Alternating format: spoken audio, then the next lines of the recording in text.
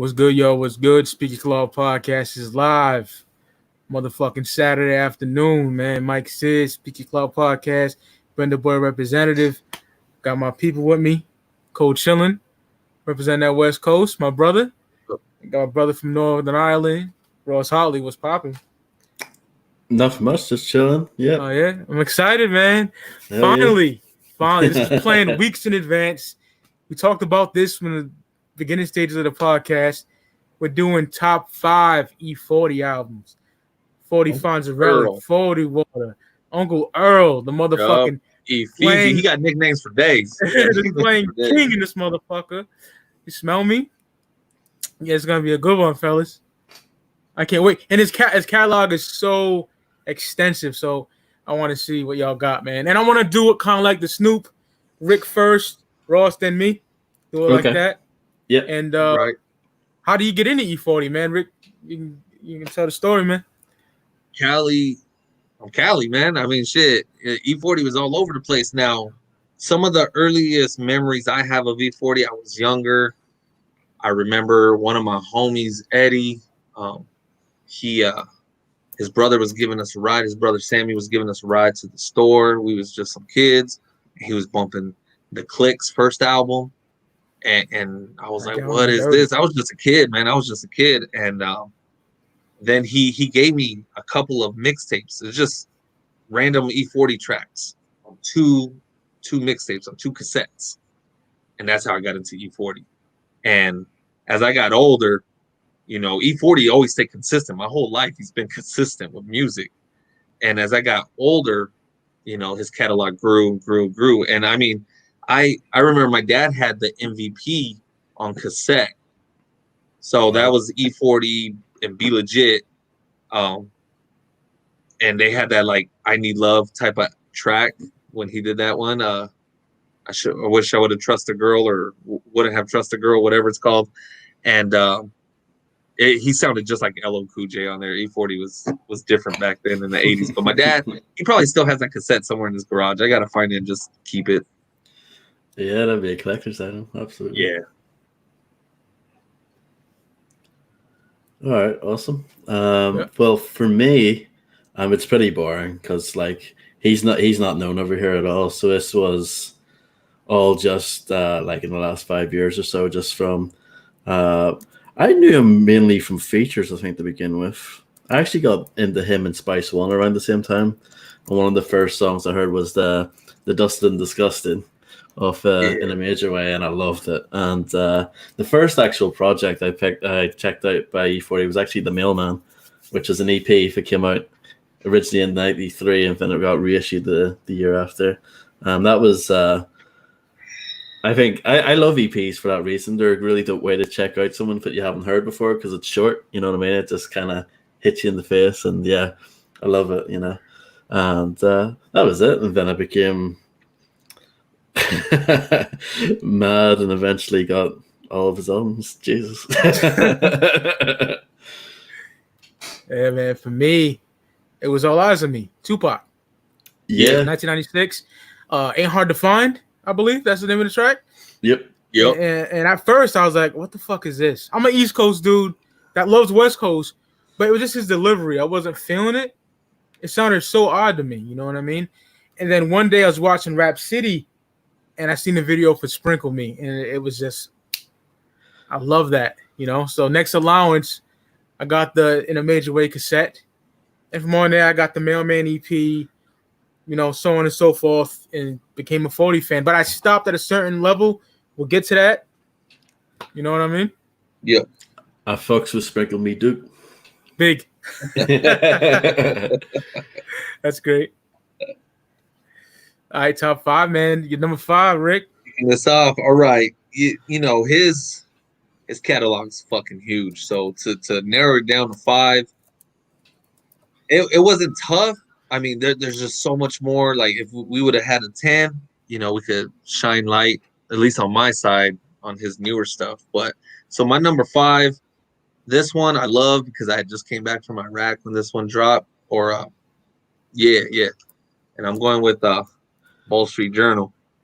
Oh, shit. Wall Street Journal. He had Snoop. He had Game, Turf Talk, Too Short. I mean, it was such a dope one. I was in Texas. I came back from Iraq. I go to the store. I see this sitting there, and I had to get it. I had to get it. And even though I was in Texas, I felt like I was in Cali for a quick bit. Love this one. I think it's one of his more slept on ones. This is when his sound really started to change because he went from the mob era to the hyphy and then to whatever the function era that's going on right now. So I'm going with Wall Street the recipe. Journal. That joint on there. That's fire. But Gucci, that shit is hard. Yeah, it's just fire. Even the song with T-Pain, Give Her the Keys, I thought that was dope. But 40 Waters, probably my favorite one on here. Or Earl with Ice-T. Ice-T was dope on there too. Fuck yeah, that's dope. Dope choice. Got Rich Twice. That's my shit. Yeah. That's the shit. So for me, number 5, I got Loyalty and Betrayal from 2000. Oh, yeah. Really dope album. Kind of came out at a time when, not quality wise, but I feel like his popularity was sort of waning a little bit as far as like, I just think people were checking out other shit because at that time, a lot of people weren't listening to West Coast like that, unfortunately, because his album, I think, was one of the best West Coast albums of 2000 with Loyalty and Betrayal. A really dope album from start to finish. Love the title track, really banging start to the album, produced by Rick Rock. And you got some other bangers on here. I kind of, the previous albums before this, the Element Surprise and Charlie Hustle, and you put them together with Loyalty and Betrayal, I kind of see them as like a free album set, similar kind of sound. He was working with Bosco a lot at this time. He was a killer producer, very underrated. Bosco was dope. Yeah. And this was like the last album where he worked with him a lot throughout the album.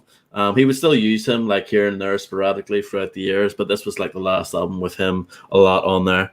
I love the song Nigga Shit featuring Mac 10 and the Click over that banging Bosco beat. That shit knocks. It's like 6 minutes long too, but it doesn't get old at all. I think Levitti's on that as well.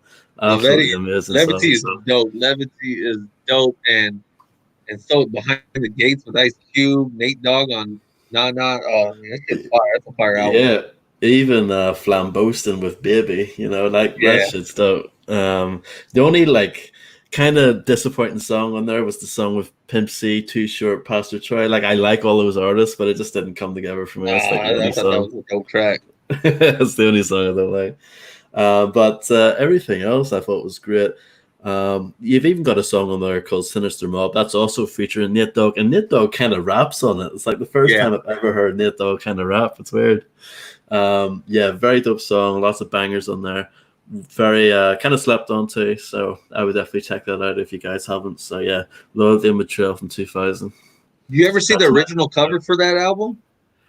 I think I have. I don't remember what it looks like off the top of my head. Oh man, I think it was advertised in a Too Short album, but it's like two hands shaking, a knife going through it, and then such a sick ass cover. I know exactly what you mean. I want to say, the A1 Mash Confusion album, if it came out in 1999, it might be in there. It might be advertising that. Yeah. You know what? I think it was in. Here it is, right here. Nice. There's the original cover. Yeah. I actually like the one that they ended up using, but yeah, that's a dope cover too. Yeah, Ross got me onto that album. It's a fucking good album.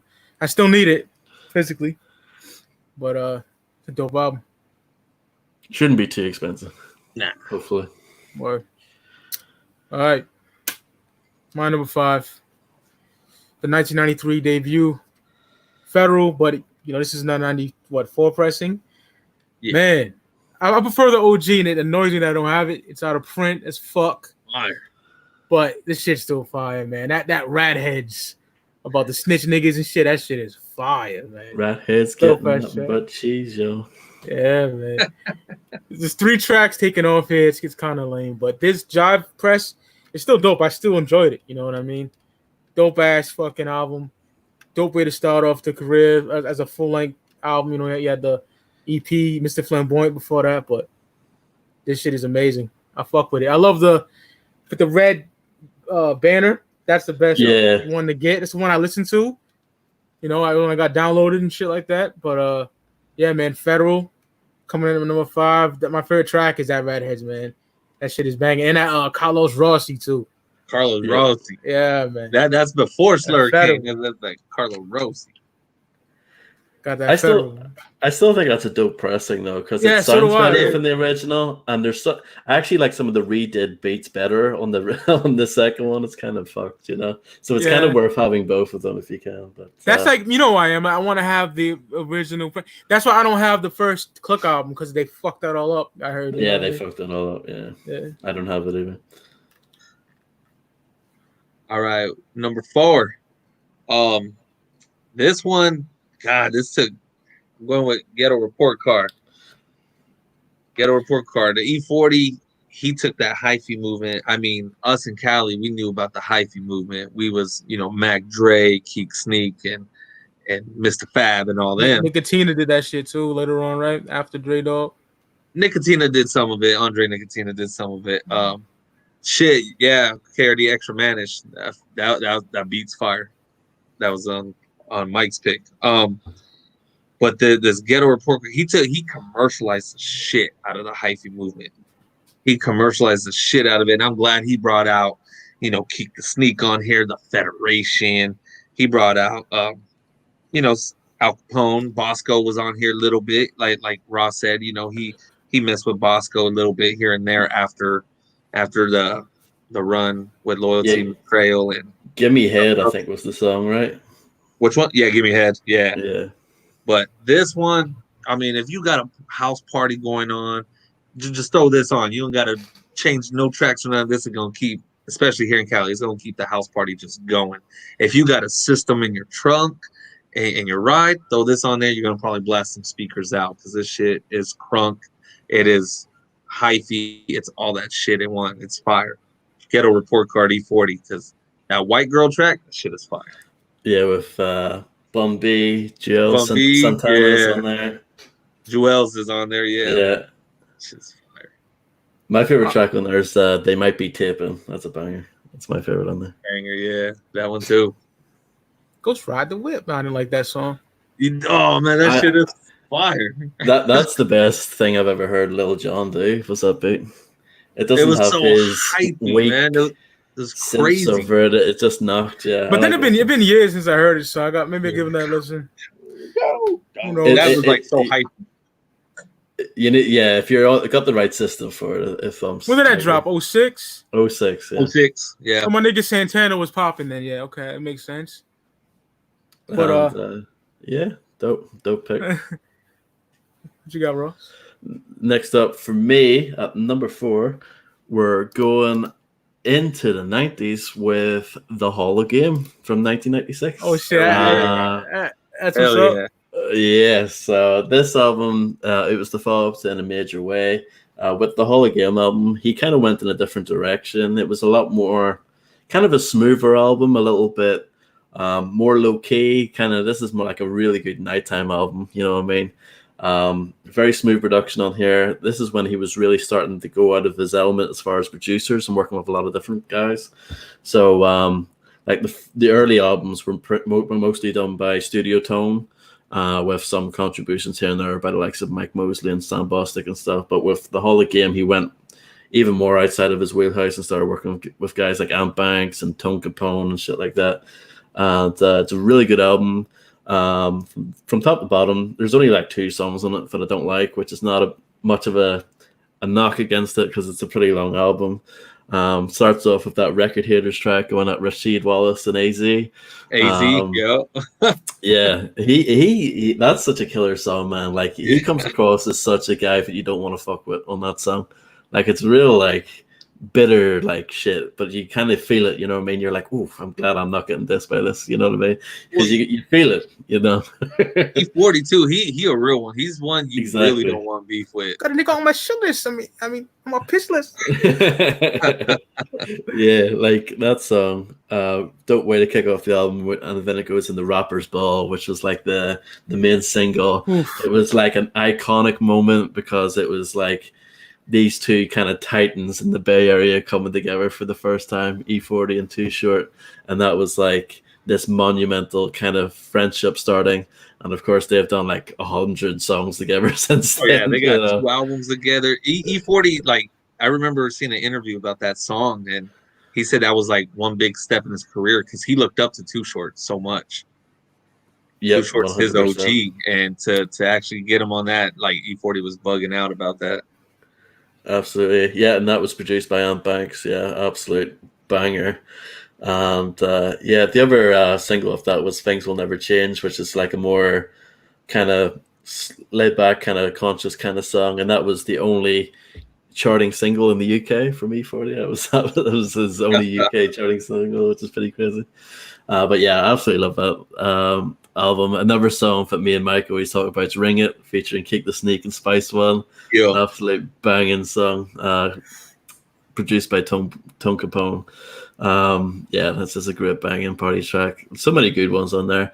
A bit, definitely went in a different direction beat wise, but he still kept it, kept it street, kept it hood, and like just a good mix of like, he got more kind of storytelling songs on there like that. There's a song called, I think, just called My Story or some shit. It's kind of got stuff like that on there, but you still got the banging shit. That's Circumstances, dope. Of the Loonies and Silly Cell on there. Yeah. And you got Cold 187 and Cocaine doing the hook together. That shit's banging as well.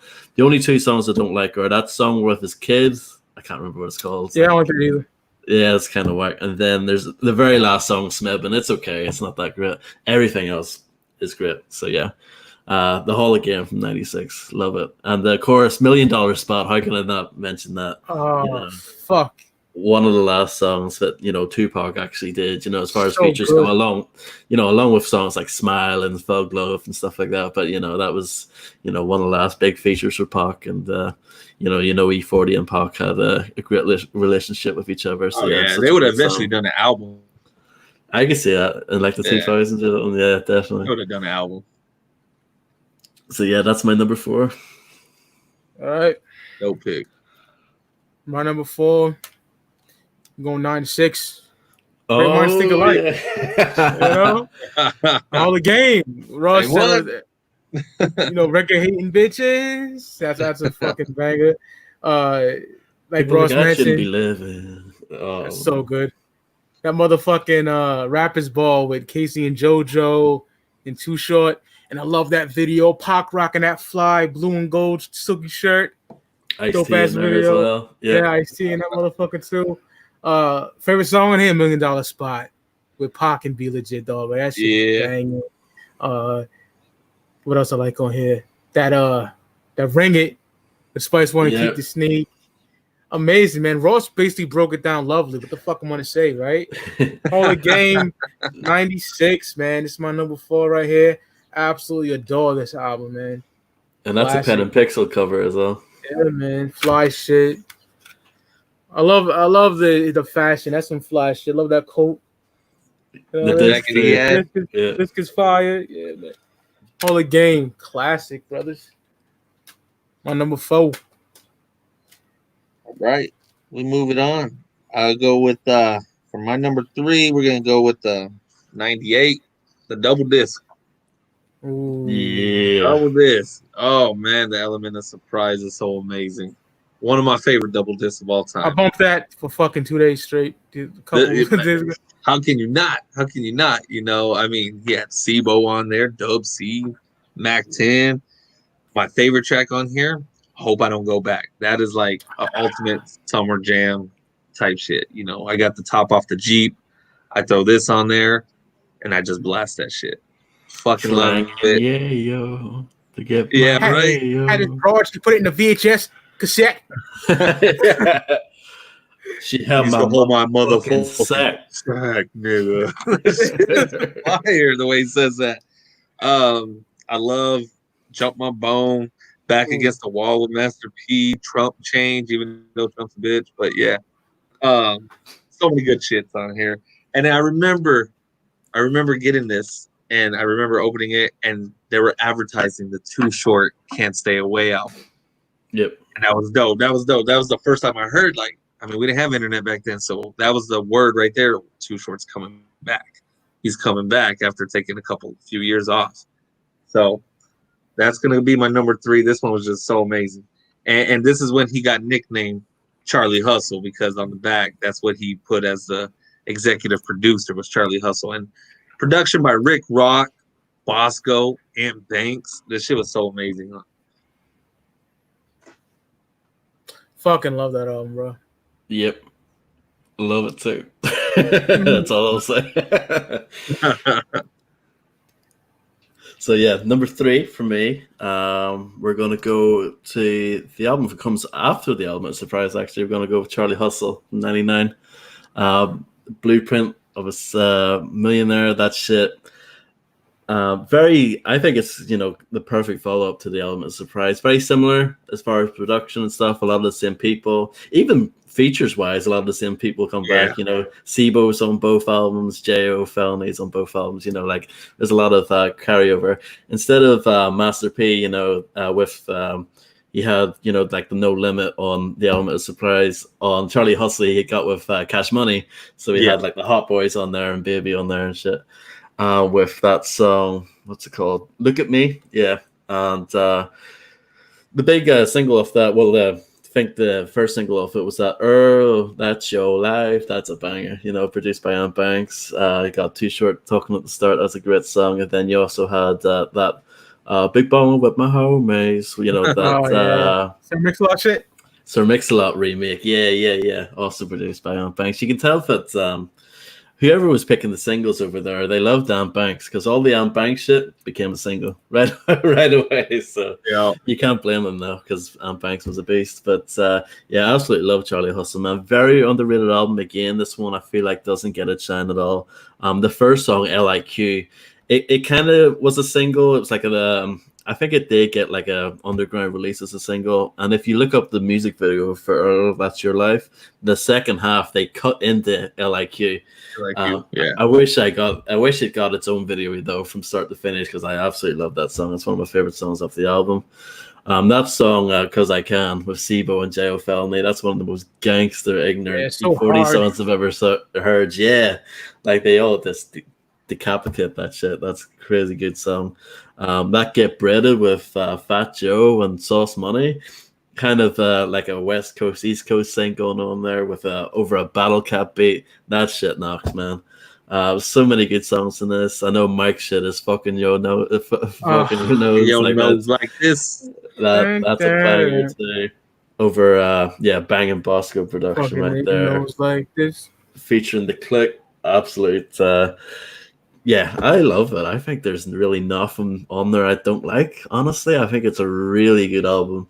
It's pretty long, but there's a good amount of variety on there with all the different features and shit. And it's a great album. So definitely check it out if you guys haven't. Again, pretty slept on, because I've seen people say that like it's not that great or whatever. They're bugging.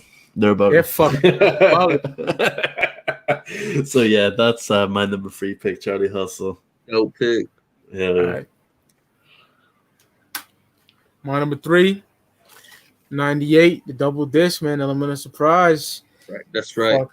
Amazing album, bro. I love this shit. Great album. This is when I stopped listening to E-40. Like when I was a kid, I had the double cassette of this. Money Scheme with J.O. Felony. That's my shit. What J.O. say? I stabbed the nigga and Kool-Aid came out because Hot Pumps Kool-Aid and some shit like that. Shit go hard. That Don't Bust Blast. That I fucking love that shit. Hope I Don't Go Back. 999 plus 1 equals a meal ticket. Love that shit. Banger. Yep. Oh yeah, man. Amazing. Like a flawless double disc, damn near. I like everything on here. Jump My Bones, one of my favorites. It's a dope album, man. 98, E-40, Element of Surprise. One of the underrated double albums in hip hop, in my opinion. Yeah, big time. Big time.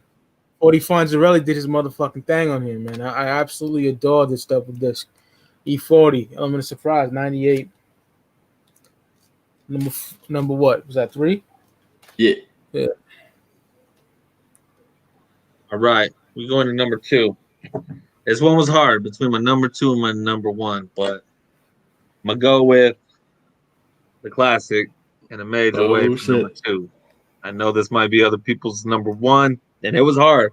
It was hard. If I could have 2 number 1s, it'd be up there. What? Bumble.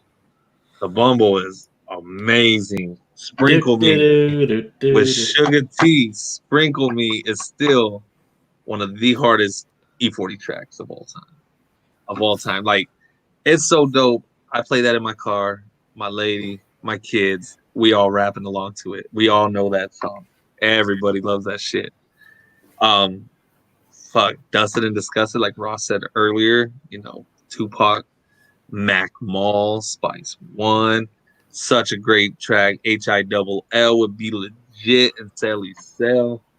This was that mob music. This is that mob music in that era with the Sally Cells, the Spice Ones, when they were all dropping some mob stuff. This is what that is. Smoke and drink. This I'm telling you should have been a 5-micer right here. E-40. But back then, obviously, Source wasn't showing no love to. Oh, it was terrible. Or anything like that. They gave Real Brothers some VG Knockout and Dre's to 2 mics. Some crazy shit like that. Yeah, man. They shit on the Twins record, too. Yeah, they didn't give the Chronic the props. They didn't give who else didn't get their props? Man, WA didn't. I'm telling you, they always shitted on the West Coast, but it's all good. That's why E-40 still dropping albums. The Source doesn't even exist anymore. It's all good. He outlasted him. Fuck yeah. So in a major way, I think it's such a dope fucking cover too, because he got the old brick cell phone right there. He's on the stove making that work, and it's all up in the Rolex and everything, and it says, the time on there. You got it at 40 right there. It's such a dope shit. Yeah, awesome. Number 2. Number 2 for me, I'm gonna go with the Element of Surprise, 98.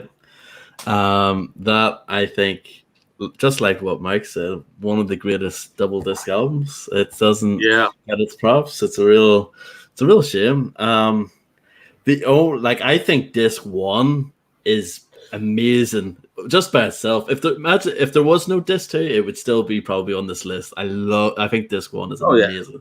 He could have separated it and had 2 amazing albums. He could have easily. Yeah, absolutely. Disc 1, I think, is some of the most like gully gangster shit he's ever done in his career, especially like the title track to begin with, and then going into Trump Change. That's the song where he goes, "All I have to do is cough and have your motherfucking head knocked off." Like, that shit is so hard. All the Time, I love that song too. Him and Be Legit, banger. I love that song that Mike mentioned, that Money Scheme. Oh my god, that Bosco bit. That's like a 6-minute song, but it flies by because it's so good. That's the sound of a good song. If it's long as fuck and it doesn't feel like it, just love it. Disc 1 I think is flawless. Oh, I love that My Hoodlums and My Fogs with Mac 10 and Dub C. Throw it up. Ooh, that shit is banging. Love it. I love when E-40 does that. Ooh. Yeah, I think the Element of Surprise was when he started doing that too. I think that was kind of around the time. Even the way he like names his gas, like I got my Nina Ross. Yeah.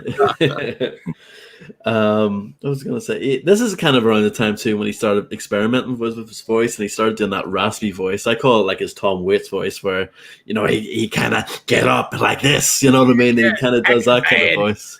Yeah.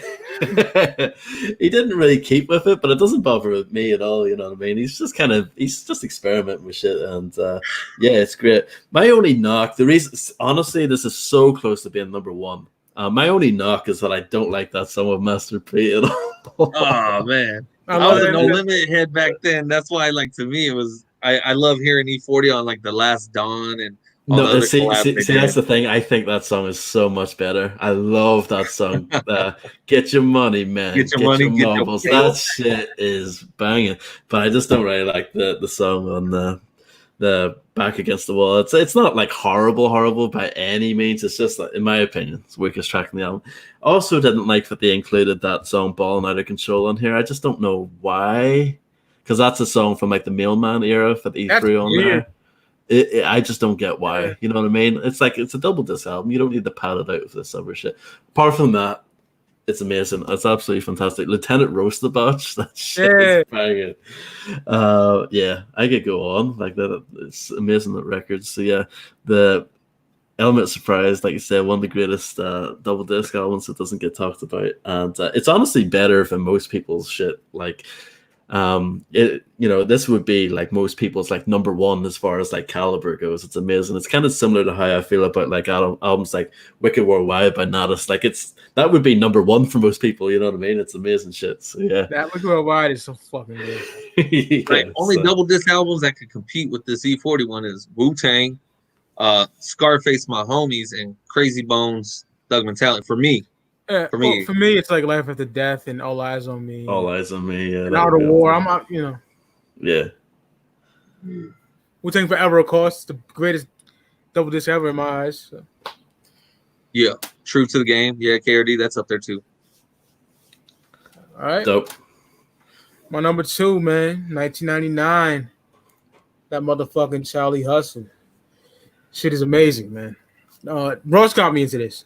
Like I said, when I was a kid, I stopped that fucking Element of Surprise because there was so much rap coming out at the time, classics from each region. You know what I mean? Hard to keep up with, and I just stopped at that. But this shit right here is amazing. My favorite's fucking They Knows with the Click. Everyone knows that. You know what I mean?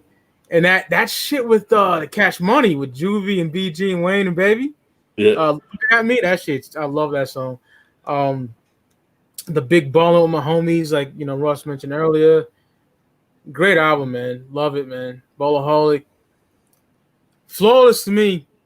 I really enjoy this album. If it was a couple of years ago, I'm surprised probably would be my number 2. But this shit, the last like 3 to 4 years I've been banging it. Oh man, amazing. Love Charlie Hustle. That's my number 2, man. It climbed up there. Hell yeah. It's close, yeah, definitely. So, number 1, and like I said, this one was tough, but I gotta go. This was such a dope time in my life. I'm going with that tycoon known as Charlie Hustle. Yeah, nice. Charlie Hustle at 99. I remember when this dropped, I had $2 of lunch money from my pops, and I went to school, had to play some dice right there in the restroom, had to flip my money, and then I rode my bike to go get this. Nice. So I had a hustle to go get that Charlie Hustle. And I was in 8th grade when this dropped, going on into high school. I was in 8th grade because I was 99. Yeah, 99. Yeah, I was in 8th grade, about to go on into high school. And, man, I mean, you guys cut LIQ. The beat is so fabulous on Mob That Shit Out, nigga. Boom, boom. And that shit just starts hitting, man. You hear the turntables go, and then Bosco just flips that shit. Bosco because I can. Why everybody think you real, nigga? Because I am. Like, that shit is fire, man. I love Because I Can with Sibo and J.O. Fucking They Knows Like This. That beat is just, even if V40 and the Click didn't rap on it, that should be fire. And, moving on to Look At Me. That fucking Over the Rodney O and Joe Cooley beat. Yeah, I'm not a big Lil Wayne fan. The whole shit was fire. The shit was fire. BG, I think he flipped that shit. He killed that shit. He said it I off. went from rags to riches, stank hoes to bad bitches, stealing niggas' cars and TVs and expeditions. Thugging is how I play all day. I could go on forever. That shit. And then Juvie, let's get the shit cracking. My probation officer already gonna know what's happening. That shit is fire, man.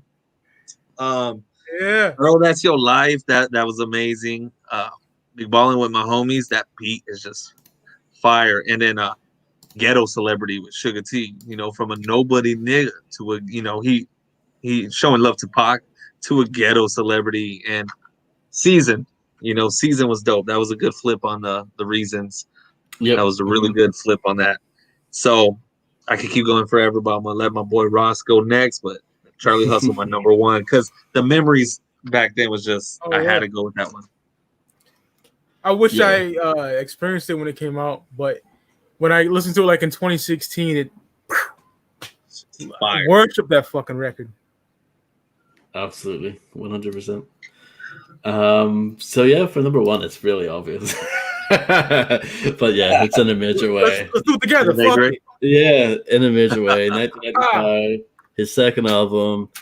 This is his first full length one, with Jive Records. This is kind of him, really getting out there. You know what I mean? In a major way, ended up being a platinum album. Sprinkle Me was a really big single to put him out there to a lot of people. Of course, love that song. Very smooth, kind of chill song. Good, like kind of dynamic, brother sister kind of song. You know what I mean? It's not something you see much, especially in hip hop.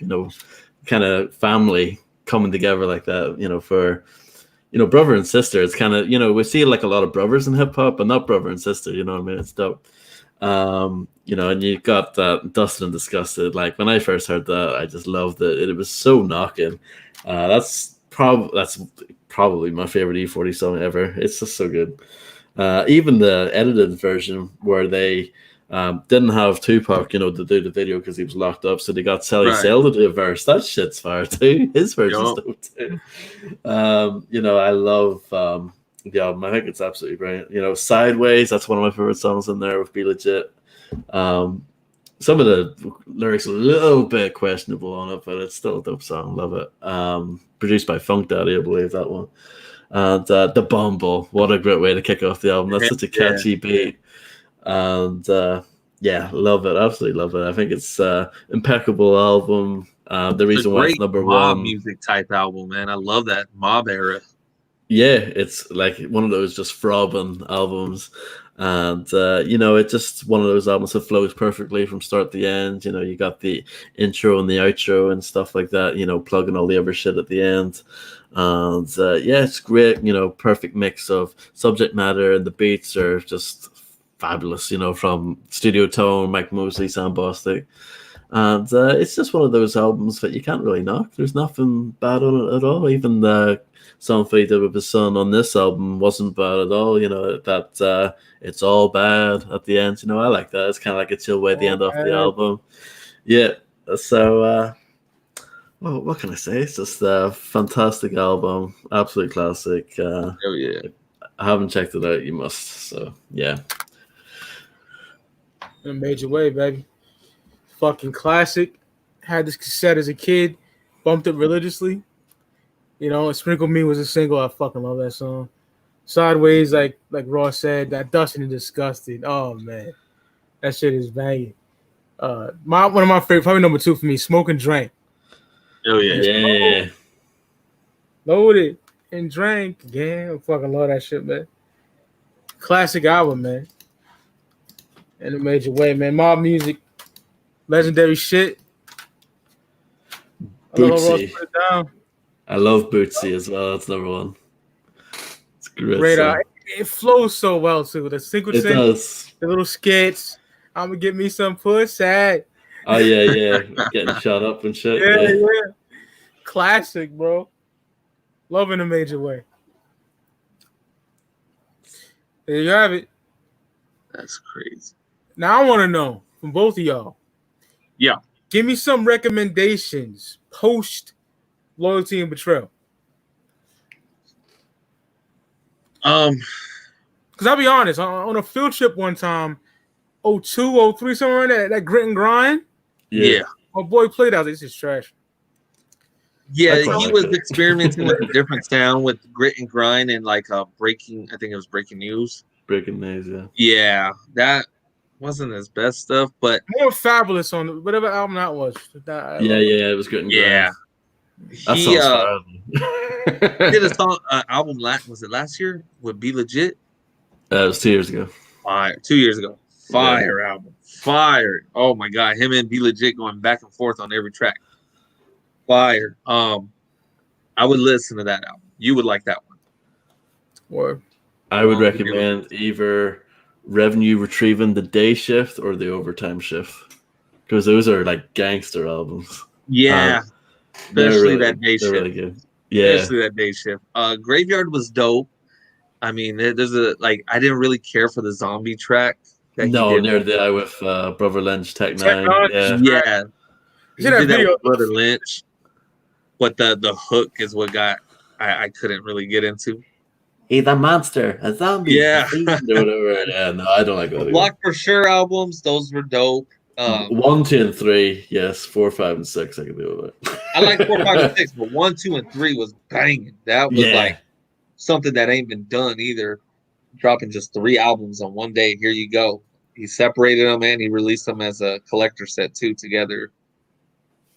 But listen to the one he did with Be Legit. When they're like fucking like band school or something on the cover, whatever the fuck. Yeah, that shit is fire. That album's fire. Hey mama, I know the weed man. Yeah, that's on the Day Shift, I think. Yeah, that shit is fun. The Day Shifts, yeah. So I mean, when he dropped Day Shift and Night Shift, and one day I was like, "Whoa, this dude just did that 2 albums in one day." The next year he did Graveyard and Overtime, and then he stepped it up the following year and dropped volume 1, 2, and 3 of Block Brochure, and I thought that was crazy. I'm glad he's back to just dropping 1 album at a time now. I can't get enough of E-40, man. When he drops 3 albums in one day, I'm all with it. What's your thoughts on my Ghetto Report card, Ross?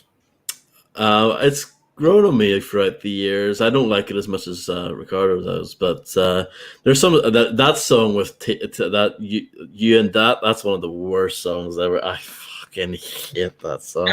It's just fire. It's fire. They even use that in commercials out here. That's just crazy. I know he's getting money off that. With Ghetto Report card, it's you gotta be there to know the feeling of that album. So, Mike, you ever come to Cali? I will take you to like San Francisco, Oakland area to a straight up sideshow. Take you to a sideshow, and I guarantee that album will just. Oh, every time you hear it, you're gonna just picture cars spinning, people hanging outside their car, riding the whip, just riding on top of it, and everything, kind of like a Mac Dre album. Like you got to be there to understand the feeling of that album. One of the worst E-40 songs I ever heard. I don't want to shit on the man. It's that celebration episode, but that fucking Choices song. Yup. Oh yeah. Oh, that's just wow. That's just fire, man. Are you serious? Oh man. Yo, I was smoking and my homegirl played it for me. We're talking on Instagram and I was just dying laughing how whack the shit was. But when that dropped, I went out cruising one night downtown, and this one Tahoe pulled up, and that shit was blasting. I mean, I had it in my car, but I didn't have a system like this shit. And then I drove to this one restaurant spot, this little night bar area, and then I heard 2 other cars had it. You put on the FM radio, it was on there. That song blew up in Cali. That's a huge Cali track right there. The beat, if you got a system, you got like 2 12s in your trunk, put on Choices and you're gonna blow out some people's windows. Shit's fire. Respect opinion, my nigga. History album, Mob Music, Doobie. Yeah, I like that one. I know a lot of people didn't like the Mob, the E-40 Too Short albums. I like them both. I love the Function disc, but I love the Mob disc more. And it wasn't like 90s Mob, but it was more like an updated take on the mob scene out there in the Bay Area. So I loved it, especially that track with Corrupt. It was dope. I actually don't have those. They're kind of hard to get now. They're hard to get now. I don't know why they're hard to get. I'm thankful I got them both. And I thought the cover was so dope on the Mob one. Yeah, they were. There was a song, I can't remember which disc it was, but there was a Battle Cat track on one of them as well. That was dope. It's probably on the Mob Music also. Yeah. I already bumped it again, but I want to bump it over and over again. I love how Rick broke down that Look At Me track with Cash Money. God damn. Yeah. Even Lil Wayne, they call me Young Wayne. You can call me. He just keeps going. I was like, man, I love that fucking track. I told Ross, that's my 3rd favorite label after, like, Southern label after fucking Rap A Lot and No Limit is fucking Cash Money. The early Cash Money, bro. Right. Like Guerrilla Warfare. I love early Cash Money. Guerrilla Warfare, dog. That's junior high school for me right there. That's just fire. The hot boys. We on fire. That's just fire. City in the ghetto, my nigga. Come on. Squat 20-inch Twinkies. Look at me. That shit is like that. That could have been a single. Yeah. Because after they did Look At Me, then they did the Baller Blocking track, and I thought that shit was fire too, man. E-40 was on that Baller Blocking. The movie was stupid as hell, but the soundtrack's dope. Soundtrack was dope. Project Chick, Baller Blocking, and a bunch of other shit. You like Cash Money, Ross? That's like that's a world into itself that I haven't really dug into. The only thing that I haven't checked out is the Chopper City in the Ghetto, and it's dope. So yeah, that was. I love Chopper City in the Ghetto, but my favorite BG, I'm probably gonna go with It's All on You, Volume 1, maybe Chopper City, the first one.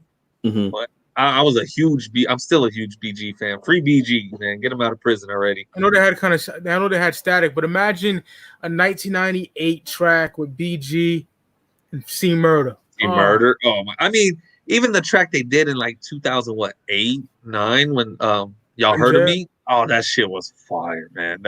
And then they had another track after that on one of BG's albums. I wish they would have done an album together. Imagine them an album together featuring Mac on a couple of tracks. Shit would have been crazy. Juvie would have been nuts. Throw Juvie on there and there. Oh my god! And it's cliche to say, but 400 Degrees is a fucking amazing record. It is. That's his Ghetto D. You know what I mean? Well, Ride With Me. Oh my god, that's such a fire track. Up until then, I'll be thugging behind them Patrick Building. That shit is so hard. Flossing Season on there. Flossing Season. That's such an incredible album. Oh god, fucking love it. The Jay-Z remix on the Ha. They go brat, brat. They kill that shit. But even the Cash Money remix of that was dope. But I love Juvie's solo one. You know. Fuck yeah. It was such a simple song. He ended every fucking line with "ha." The video was so fire. Oh man, what else did Cash Money release? I love the Big Timers album, the first one. It's which one was it? What's it called? Fuck. How You Love That? How You Love That?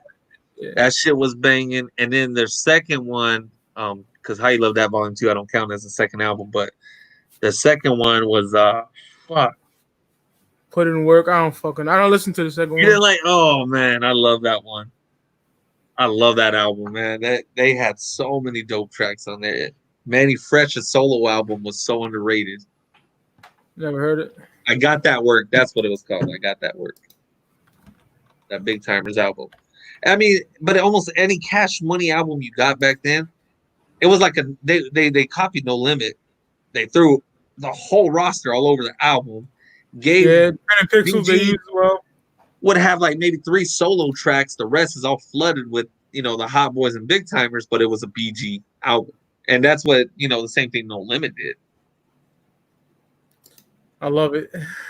Get It How You Live, KRD. I love that one. I love Guerrilla Warfare more than that one. Guerrilla Warfare is so fucking good.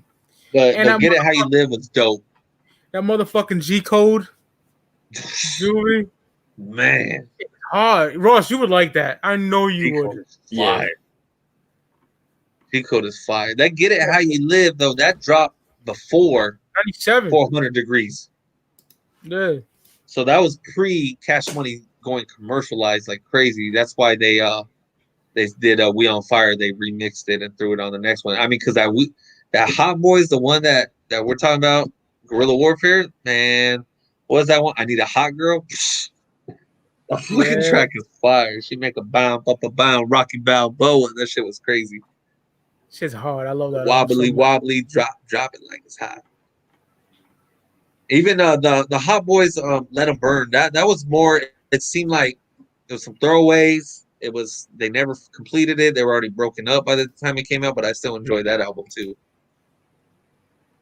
I heard that shit. Man, like the electric chairs and shit. Yeah, it got pushed back so much. And, I've seen that in booklets like from like 99, 98. Yeah. That was in 98, booklets. 98, 99, yeah. And it didn't come out till, I want to say, like 2002, 3, maybe.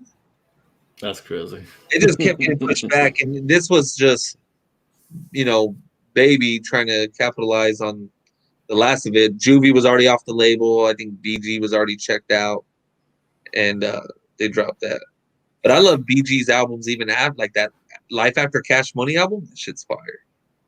I gotta peep that shit. That was fire. So he had so many dope albums after he left Cash Money. I believe Ball and 8Ball and MJG were one of the first artists to use pen and pencil. Yes, they were. Miles, coming on hard. Yeah, well, they were the first ones to use No Limit made it famous. actual pen and pixel as a company. But before that, Willie D's I'm Going Out Like a Soldier, that was actually done by the same guys, but pen and pixel hadn't existed yet. So people would actually contact Rap-A-Lot going, we want album covers like this. And then, but the people that did the album art were like, shit, we could actually do something here. We could start our own company and like get people contacting us for their covers and shit. That's how it kind of came about. So yeah. I love that coming out hard. It's dope. Swell House were on it. They were like with pen and pixel from the jump. Love Swab House, man. Yep. I was raised on that shit with my cousin from down south, man. Shout out to Jason. I wish their discography was bigger. I wish they had more shit. On Top of the World, nigga, I can rap that whole fucking album. Yeah. Love that album, man. Oh, yeah. What can I do? Yeah. In my own fucking rhyme.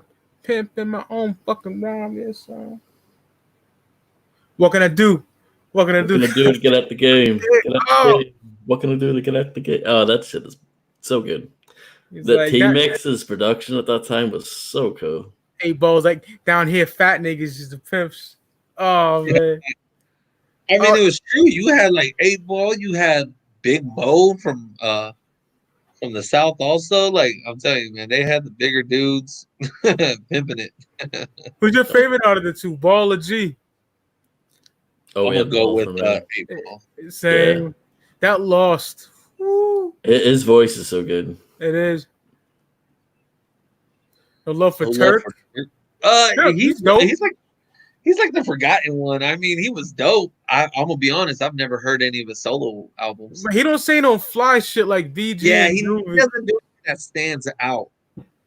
Yeah. Lil Wayne's voice, and he had a couple lines here stood out, but BG and Juvie, they stood out big time. Turk was just like, you forget about him. Yeah, I can't quote a rhyme from the nigga. You feel? I like him. I can't even name his album. I know he had a solo album with Cash Money. I can't even name it. But that's when Cash Money was like dead and shit. Yeah, they released him way too late because they focused on BG and Juvie, and then when they scattered, Lil Wayne was that next big thing out of Cash Money. Word. I don't even know where Turk is at now. I don't know what he's up to. Seen him on Vlad a couple years back. Big Mike, Something Serious. Oh, that's an amazing album. I was bumping part 2 to that one the other day, though. Player. Oh, yeah. Part 2? What's part 2? Oh, you mean the Having Thanks? Oh, right. All right. Because there was a second Having Thanks that was on Pimp C's second album. They did like a sequel to that. Oh, yeah. They did a sequel to that track. Yeah. I was bumping but Something Serious, his first album. Then Still Serious, yeah. Top 10 Rap-A-Lot albums next week or the week after that. But if you follow the social medias, Speak Clout Podcast every Saturday. It's official. Yeah. So, it works. It works. So everyone was hype about it too. Like, yeah, hell yeah, So we had to show love. Like E-40's. I don't know who's a better hustler than E-40. I mean, he got the liquor game on lock. Now he got his own top ramen and stuff out there. This dude's crazy. Yeah, shout out to my homegirl Kiki. She posted that shit. Boozy too. Yeah. She posted Boozy in Discord today.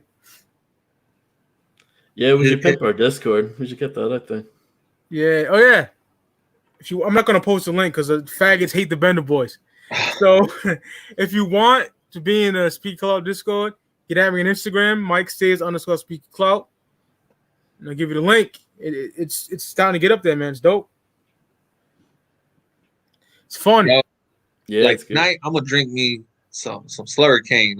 I gotta give it up to E-40. So I got a couple bottles sitting right there in my kitchen. Now I'm gonna just pop one of those open.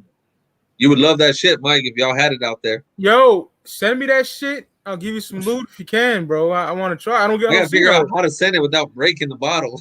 Yeah, I heard liquid is hard to send and shit. Yeah, but I'm pretty sure you order it online. Yeah, from Bevmo you can order it. I'll find the link and I'll send it to you. Bevmo, I know they ship, and like you can get the iced tea flavor for like $14. But the other slurricanes are like $20-$25. I'll probably buy another bottle today. But that blue bird, that shit, or yellow bird is fire. Word. And these bottles might, like, you can just kill a whole bottle and you're gonna be fucked up. You don't have to mix it with nothing. They're ready to go. Just put it on ice. Right? Just put it on ice. It's already mixed. Fuck yeah. We'll get a chance to do BG Heart. Oh, Streets. I like those two. I like Volume 1 better than Volume 2. But Volume 2 was dope, Frederick, because he got back with Manny Fresh for some tracks on that one.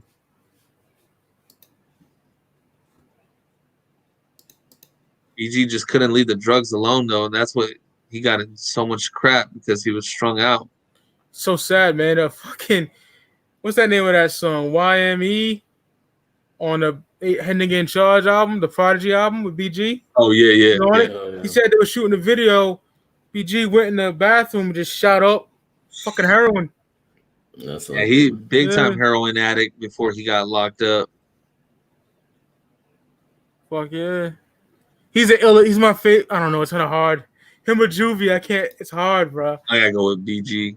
I don't know, man. I don't know. Because if I put BG's Cash Money discography towards Juvie, I mean, Juvie got G Code 400 Degrees. Soldier Rags. Soldier Rags is dope too, yeah. But then after that, he had like what Project English and that's not good. Juvie like the Great or some shit like that. But BG was, Chopper City. It's All on You, Volume 1, 2, Chopper City in the Ghetto, and then that other one. What was that other one? Checkmate. Fucking amazing. In their prime, they both said the illest shit on Cash Money. There's no doubt about that. Like, they could have dropped Lil Wayne and Turk and still had the dopest albums ever. Just BG. I agree. I'm a Wayne fan, but I like Juvie and BG better. Always have. Yeah, Frederick, Rick just mentioned that, brother. Mention what? You mentioned the fucking Checkmate record. Oh, yeah. Banging out. That one was, like, not promoted for shit because I think he was leaving the label around that time. And that album is banging. That's a fire BG. Yeah, it came on 2000 and shit. I don't get that. Why would you put out an album and not promote it?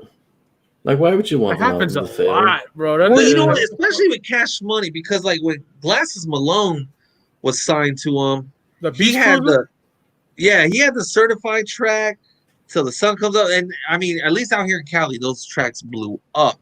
And everybody was waiting for that Beach Cruiser because he had a name out here from the mixtape era, doing a lot of shit with the game and whatnot. And they pushed it back. And then finally it dropped the same day as like Carter 4. Yeah, and it was whatever Carter fucking albums came out, but it was stupid. It's like, why would you do that? Why did you do that?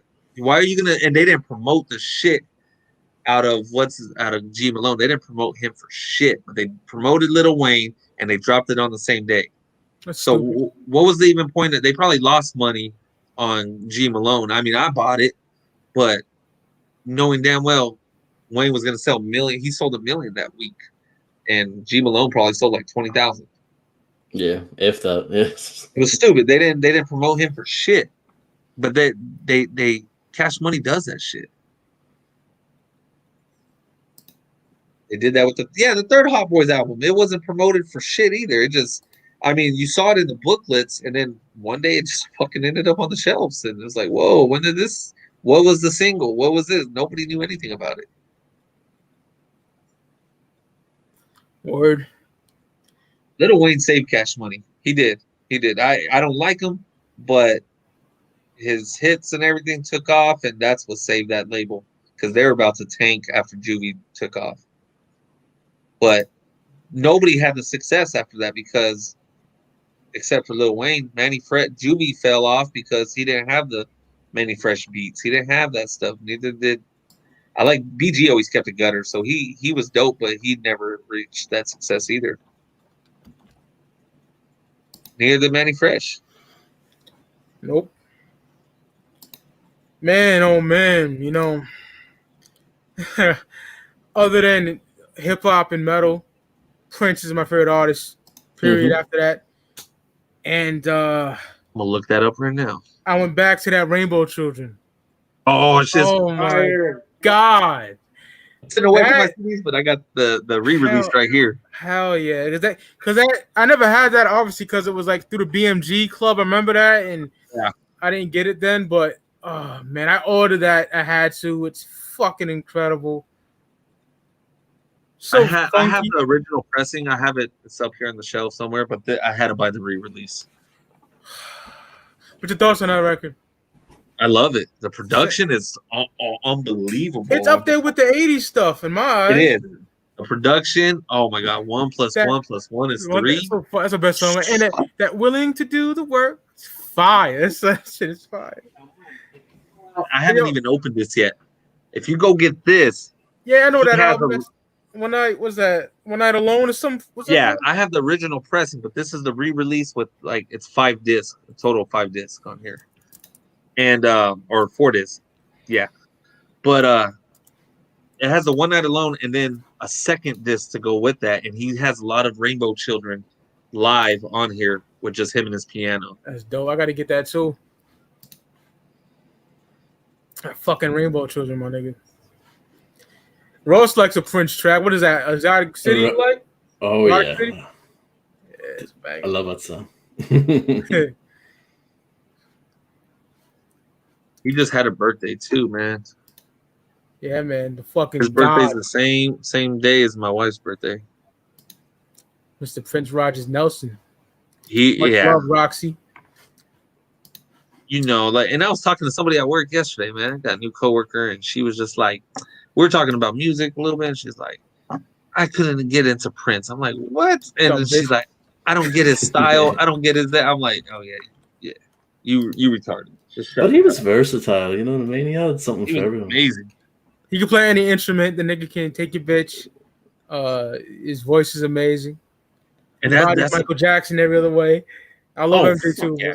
I love Michael Jackson, but he. Let's talk about shit because MJ fans they like to poke at us. You know what I mean? You can't make a baby to Michael Jackson tracks. You can to Prince though, man. Prince. Dog, do me. If you play "Do Me Baby" and the bitch's panties don't evaporate, you're doing it wrong, bro.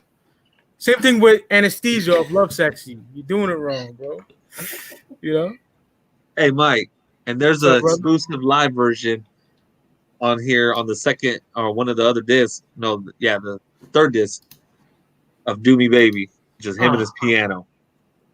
It's fucking fire. Yeah, this is. It's 5 discs. Yeah, four CDs and 1 DVD up in this package right here. Facts. I gotta get that. I heard it before when it first came out. That shit is fire. Amazing. That's my favorite Prince record after all the iconic shit. You know what I mean? It's amazing. Love that album. Which one? Rainbow Children. Controversy? Oh, Rainbow Children. Yeah, Controversy's dope too. It's 81. Love that shit. One of my favorites. That's one of Steve's favorites. I can never get into Michael Jackson. That's crazy. Wow. KRD. Man, the work part 1 though on here. Yeah, that willing to do the work. That's just fire. Production is amazing on here. He was on a whole nother level. If I recommend, I know you just listen to like mostly rap and some metal and rock stuff, Russ, but I recommend like 1999 or something. You know what I mean? Oh yeah. Or Purple Rain, because Erotic City, that's a Purple Rain B-side, so probably dig that. Purple Rain, 99. Sign of the Times is my fucking Bridge, Sign of the Times. Graffiti Bridge, that fucking Weekend Funk. That's my I fucking love that song so much. I'm glad I got every Prince album. OG press, I got them all. I'm so glad. And now they're re-releasing. Awesome. I'm picking those up too. Yeah, man. Emancipation, Chaos and Disorder, Musicology, all that shit. You got Crystal Ball. Oh, that was an amazing album. That's one thing I miss is my Prince page on Facebook. So many bad bitches on there, bro. I miss that page. I can't get it back either. Fuck off. But Batman soundtrack. Oh yeah. Yeah, that's the only one he didn't have the rights to. He made sure, or he wanted to do the soundtrack so bad he told them they could keep the rights to it. You mentioned that Crystal Ball? Yeah. That Good Love. Oh, fuck. Good Love. Crystal Ball. Good luck finding that less than $150. Yeah, I don't have it, brother. Unfortunately. I gotta download it. Fuck it. Batman soundtracks. Arms of Orion is one of my all-time favorite Prince songs ever. I wish it was on that episode, Rick, we did last year. It was just me, Steve, and my nigga Micah from Purple Underground. I remember that one. Yeah, amazing. I'm gonna have to get them on again. So like top 10 Prince songs or some shit. Rockstar, what the album is fire, man. That's how you roll a blunt. Fuck yeah. That's my shit. That's my shit. I know Ross loves that album. Yeah, I love that one too. Yeah. I'm a Muddy Waters nigga, but I'm gonna go with What the Album over Muddy Waters, but I'm waiting on that. He never dropped the sequel, right? He's still fuck that. Yeah, I don't have any faith in that. He's still dope, but he just can't put an album together anymore. No, he can't. It's like Method Man. Method Man can't really put an album together either. No. After Tikal and Judgment Day. Maybe if he stopped putting like 100 features on each song, that would be a good start. Where's Steven been? Steven, he's enjoying his day off right now. I see his Instagram, man. My boy, he's done again. He's having some drinks right now, man. He's doing cardio with the whip. No. He's actually out with his boys, man, having drinks. At least that's what I saw on Instagram today. So big ups to Steven. I love him so much. My brother. Hell yeah. He's like he got a name for. He named his whip and shit. He's doing cardio with the leg. He bent his leg back. He's like, you stunting on these niggas. My boy Steven worked hard for that car, man. So when he'd be showing it off like crazy, I know he worked hard for it, man. I love seeing my people succeed, man.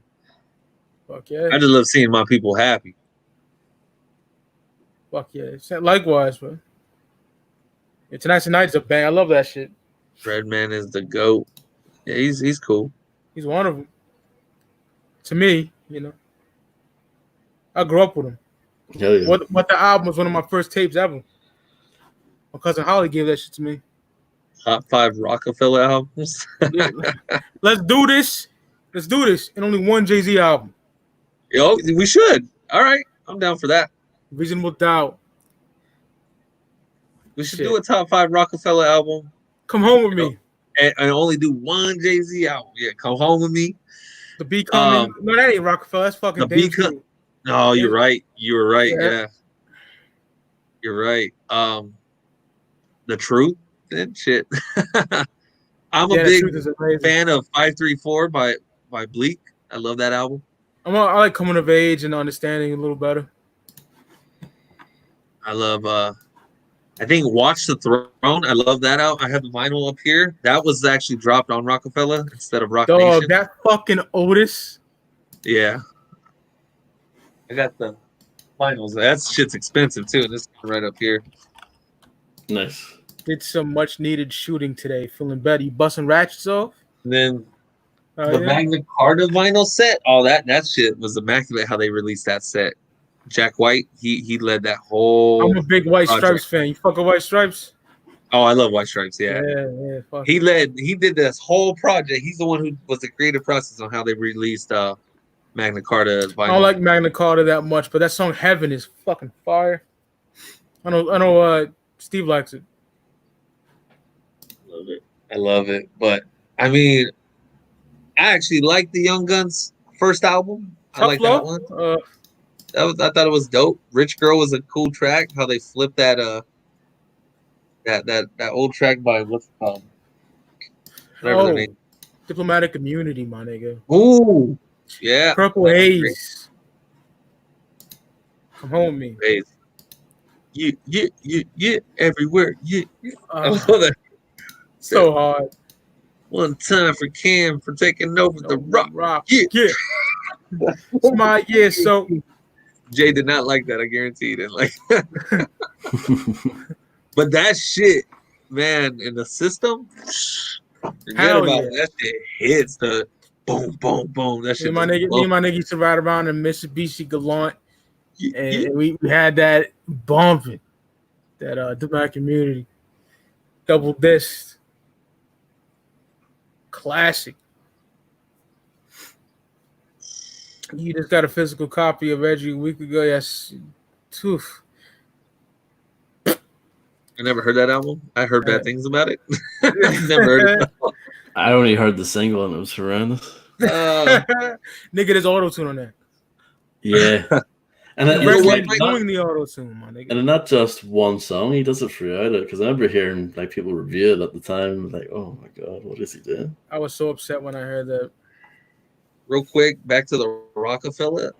Since Jay owns the name Roc-A-Fella, I mean the label still exists. And he could release anything on it anytime he wants. I would love to see Benny the Butcher release an album on Roc-A-Fella. Should be fire. Imagine Benny, West, and Con with that Roc-A-Fella logo rock chains on that fucking chest. Oh man, just a one album, just because Watch the Throne was the last one that was released on the label. That should be fire. I'm feeling for a Benny album. I need some Benny. I'm still listening to that Conway. Every feature, he's just annihilating. And I can't wait till the Conway CDs arrive, but I still stream the Conway album. Yeah. And I have been streaming Pray for Paris. He's pissing me off. He's pissing me off so bad. I was thinking, we did it before. I did it with my nigga Money Miz. But I'm going to do top 10 Griselda Records projects soon. I'm going to do that. Whether it's Dolo or someone wants to join me, I want to do it because I don't know the discography like you do, man. Like it's too heavy, my nigga. I really got into it when you put me on. And it's getting added to constantly as well. It's like almost every month, every 2 months. Still doing it. KRD, that's an amazing Roc-A-Fella album. Yo, I'm surprised you brought that up. What? State Property? That Paid in Full Dream Team. Oh, that's just fire. That Dream Team was a dope compilation. The Paid in Full soundtrack, it was dope. It was a lot of just 80s stuff. But I only got the Paid in Full disc. You don't have the Dream Team? No, the Dream Team disc. All I have. I don't have the 80s disc. Oh. And I bought it at a used store. I bought it at a used store. It didn't have it. It just had the fucking Dream Team by itself. Oh, I got you. Yo, that fucking My Name is Dame Dash. Yo, if I knew how to rap, I would tell these niggas, but I can't. So it came in. Cam and Jimmy. I'll be right back. All right, do you? But yeah, man. That My Name is Dame Dash. Fire. That We Are the Champions. Fire. Twist the Body, that shit. Hova's top 5 DOA. I know Rick would agree with you. I give Jay-Z some smoke, even though I'm a big fan.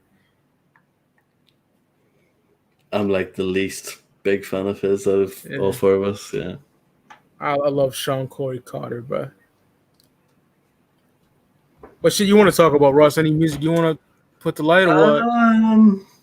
Not really. I've just been bumping like a lot of just older shit. I sent that picture on Discord. I'll do that every week, sure. Just to show what I gotta learn how to get Last FM back and this whatever they call that Spargler. What's it called? What? Scrobbler. Oh, Scrobbler. Yeah. I want to put Apple Music and Spotify through that, and then try to do it that way. It shouldn't be too hard.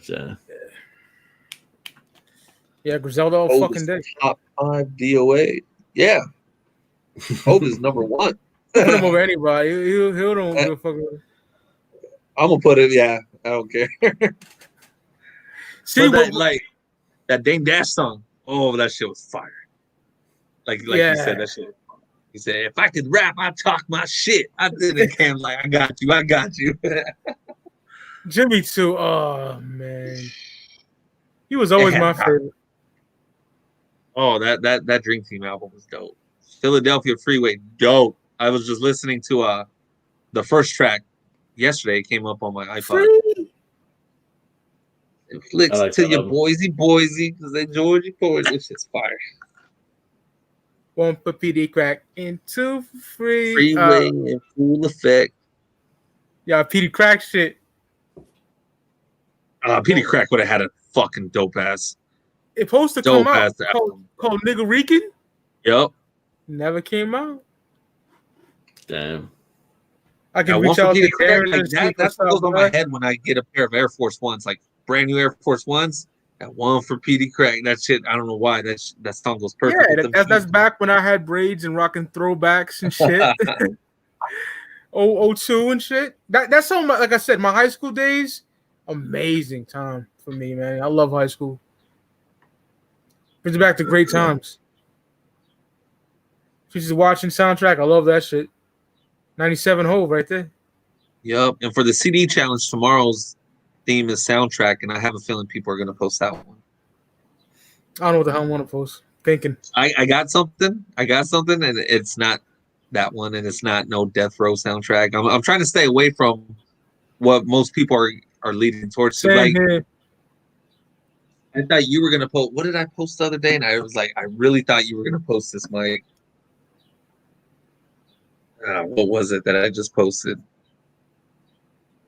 I was like, if I don't. It's a Big Pun? No. Oh, the E-Siders. The E-Siders. Oh, yeah. So the last group album, I had that, the Deuces and Trades, and I had a backup one. And I was like, okay, because Mike is usually the first one to post for each day. I got to see if he's going to post this or not. I had a feeling you were going to go with that one, man.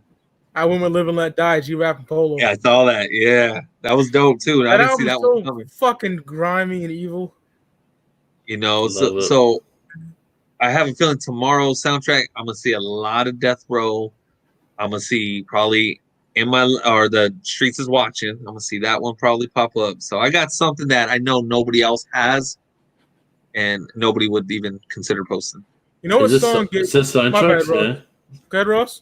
Is this soundtracks you're talking about, like for your challenge? Yeah. Yeah, tomorrow's theme for the June CD challenge that Stanley Troy came up with. It's Soundtrack Sunday, so it's a soundtrack. Yeah, that's dope.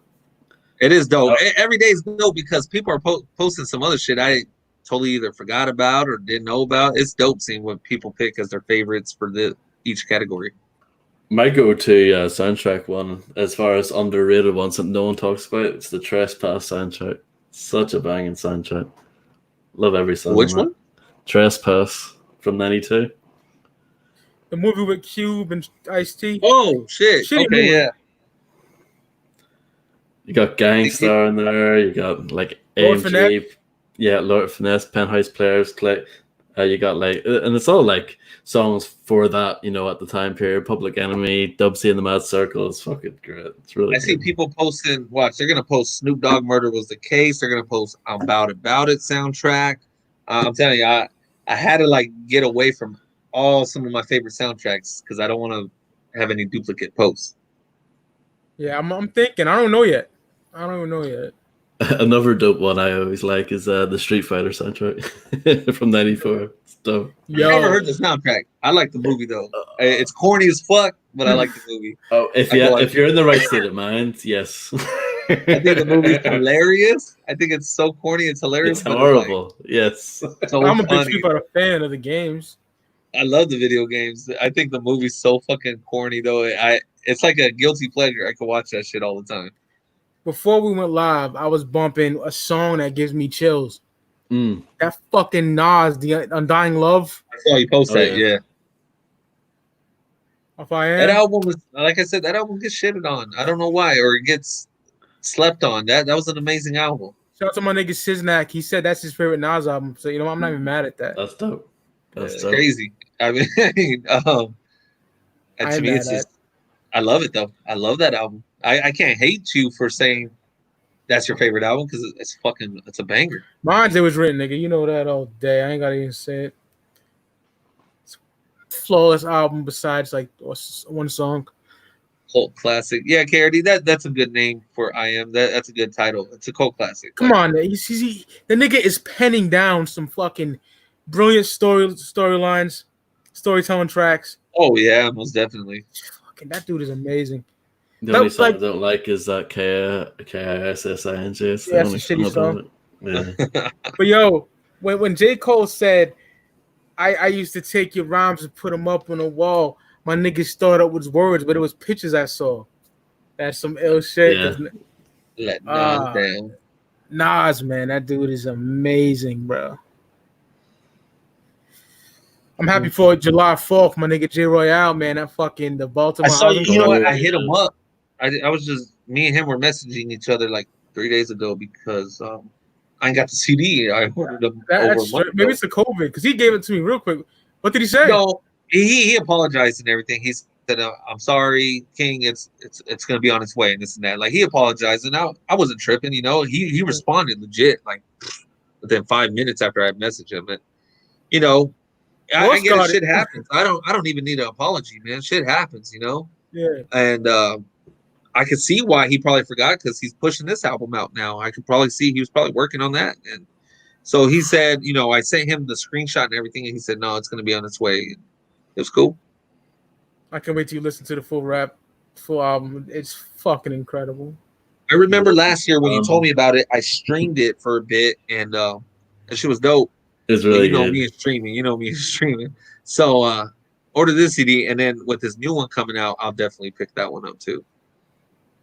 I like that the album cover is the same style as well, with like the movie poster shit. It's just rated R on it with the track. Yeah. He got Terminology on it. He got Ransom on there. He got Willie the Kid on there. I can't wait to hear this album, bro. I'm excited as fuck. That dude is amazing. And Rome Streets, that Nose Candy Fall. Mm-hmm. Man. Hip hop ain't dead, yo. That shit's alive and well, bro. Peace, Def. Yeah.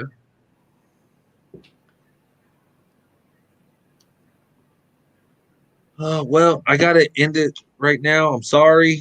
I got to go because when I had just like logged off for a bit right now, my other cousin called me. I guess it's my nephew's birthday. And my cousin's the type that invites people last minute. So okay. I hate that. I'm like, dude, I'll go by for 30 minutes because I already got dinner plans with my other cousin's birthday tonight. And I was like, you should have told me, but I'll stop by for 30 minutes or so. Yeah. So we'll see what we do for next Saturday, man. Yeah. We'll see what we get together, and I'll catch you guys soon. I'll message you guys soon in a bit. All right, my nigga. Great talking to you as always. Peace, everybody. Peace, much Rick. love. Have a good one. Amazing question from Michael C. there in the chat. What is it? Thoughts on the movie Batman and Robin? Thoughts? Right there. Oh my god, I've never even seen the whole thing, but I've seen bits of it. It's so fucking bad. I'm a comic head to the fullest. Batman is probably my third favorite hero of all time, but that movie is fucking atrocious. Came out like in 97, 97, yeah. It was so bad it killed like that Batman series at the time. You know what I mean? Oh it wasn't until Christopher Nolan kind of resurrected it with Batman Begins, you know. Oh my god, Batman and Robin, so bad. So bad, bro. With his Bat credit card and shit. Fucking Clooney, nigga. Terrible. I like Clooney, but Jesus, that's such a bad film. And terrible. I love Schwarzenegger as well, you know. I love Schwarzenegger, but Mr. Freeze, that shit was corny as fuck. Exactly, and all of his ice puns, let's kick some ice and all that shit. I'll send you back to the cooler and all this shit. I remember watching it like at the old crib when I was a kid. Yeah. And I fucking hated it. Even like the bat suit, I think he had like nipples on the bat suit or whatever. It's like that doesn't make any sense. Yeah, it's fucking whack, bro. No, it's horrible. You like the earlier ones by what's his face? Tim Burton, the Tim Burton. Yeah, the Michael Keaton joint. Son, Batman Forever is my favorite. Worship it. Love the first one. You know what I mean? I'm a big fan of those. I even like the fucking 95 joint. Yeah, Batman Forever, yeah. It was decent, yeah. But Keaton, man, he's the GOAT for me. Yeah, Jack Nicholson as well. That's the Joker. Oh, yeah, oh my God, love it. Yeah, there's like a griminess to those first two Tim Burton ones. That's why I like them. Yeah. Dope as fuck. And Batman Returns for Super Nintendo was ill as fuck. It's a great game. I think we had the Mega Drive version actually. Back in the day. Yeah, I love Genesis too, man. Super Nintendo, Sega Genesis. When I was there, broke man, I couldn't picture this. Yeah, that juicy.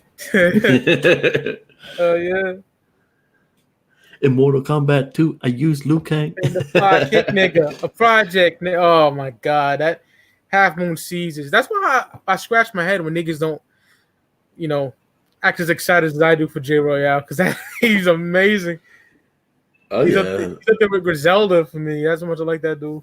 And the production's stellar too, Oh, it's fucking tremendous.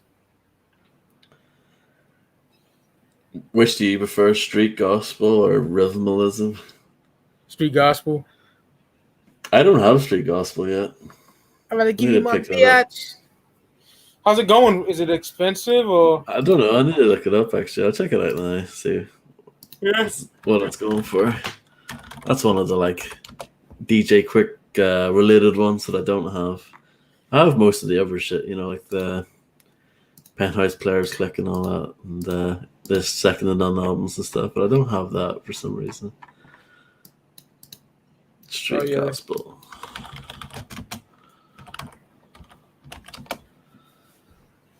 It's a little pricey. It's not expensive, like super expensive, but it's a little pricey. I'll stick it in my wish list anyway. Oh, it was already on my wish list. That explains it. Yeah, I just never got around to picking that up. But yeah, I guess it was never cheap. I got it for pretty pricey too. I'm really cheap with shit sometimes if it's generally easy to get. Yeah. I hate when it be a lot of money. I'm cheap. I feel you. I mean, and then that's the shitty thing too. Things have gotten so expensive. Yeah, man, I fucking hate it. Method Man, the Riddler. Yeah, man, remember that shit? That shit's banging. It is. Love the video too. You got ODB in it and shit. I hate to do this to you, Ross. I gotta take a mean piss. Can you hold on to chat? I'll try my best. Yeah, I hate this shit. I wish I could just go on my phone and talk to you while I'm pissing, but I'm on the laptop right now, so it's no problem. I'm ready to fuck up because I've been holding it and shit, trying to hold it, but you don't want to do that. Yeah, I'll be back. I'll be back. It's all good. It's all good. Yeah, the Riddler. That's a dope song. I really like that. I like the video too. You got Method Man, in the fat suit and shit. That's dope. Batman Forever soundtrack also had that Seal song, the big hit, "Kiss from a Rose" or whatever. Dope R&B song. Can't remember. Oh, the U2 song was dope.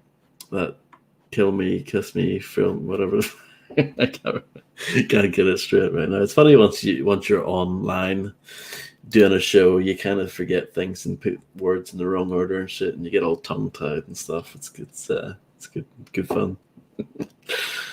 But yeah, hope everyone's doing well tonight. It's great to have everyone stopping by and saying what's up. And yeah, really enjoyed the show so far. Batman and Robin, yeah, it was horrendous. It's terrible. Even the video games and shit weren't good either around that time. The Batman Forever one. There was a notoriously kind of bad game for it. It was a side-scrolling style game, but the combat was very Mortal Kombat inspired. It was completely, well, when I say inspired, it was completely ripped off. They had the uppercuts, the sweeps, the punch shit. And yeah, it was awful. Better soundtrack, Above the Rim or Menace to Society. Menace to Society.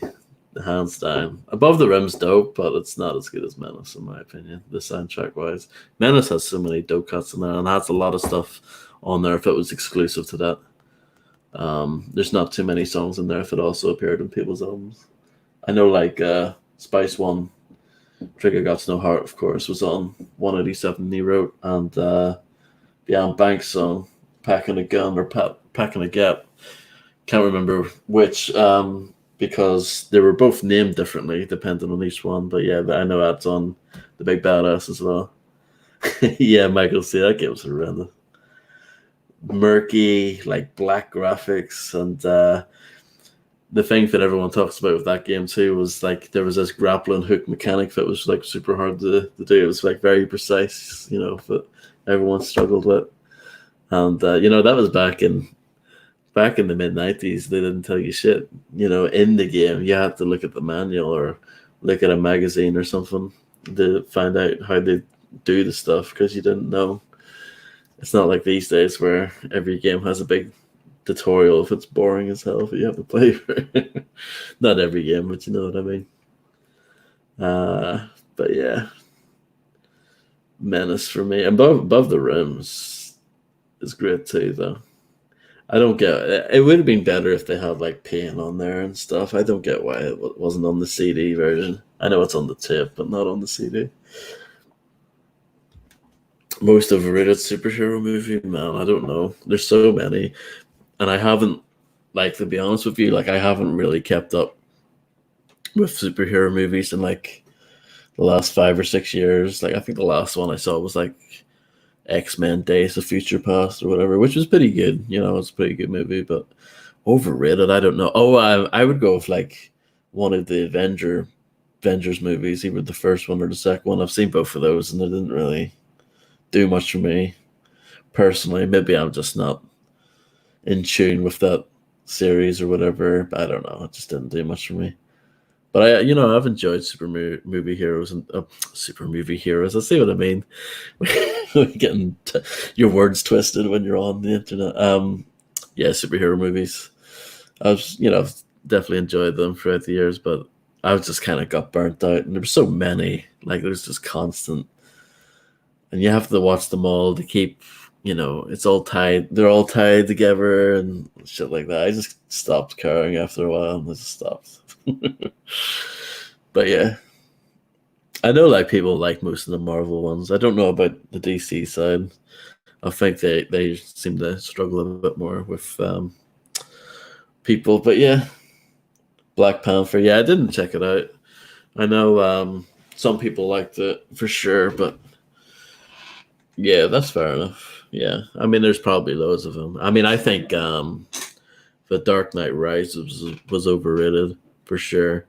I like the Dark Knight, the regular one with Heath Ledger and stuff, but even then, that's maybe a little bit overrated, But it's still a great movie. But when that came out, no way, like everyone acted like that was the best thing ever, the best thing since sliced bread. But it was, it was great. Don't get me wrong, but it wasn't something to go goo goo gaga over. My bad, brother. That's all good. We were just talking about superhero movies. Oh yeah. Kennedy was asking what's a most overrated superhero movie, and I said either like the first 2 Avenger movies. They didn't do anything for me. Oh, I fucking love them. And I'm yo, here's the thing, Ross. Though I don't like stupid like comics itself. Yeah. I only like 60s, 70s, 80s, and 90s. Yeah. But the newer movies I fuck with, But yeah, some of them. Oh, Spider-Man 3 is trash, dog. That's not even overrated. That's hated, that movie. Black Panther's overrated? Nah, Black Panther's amazing. I really liked Spider-Man 2, and then Spider-Man 3 was just... I love Spider-Man 2, I love Spider-Man 1. Because it's like finally, like, how I hate what Hollywood does, bro. Like, I'm a Jim Lee X-Men kid. You feel me? I'm 92 X-Men. I'm the animated series. And when that movie came out, I wanted them in those costumes. Nope. Fucking Star Trek looking shits. But I fucking hate that shit. Hate it. I hate all the X-Men movies minus Logan.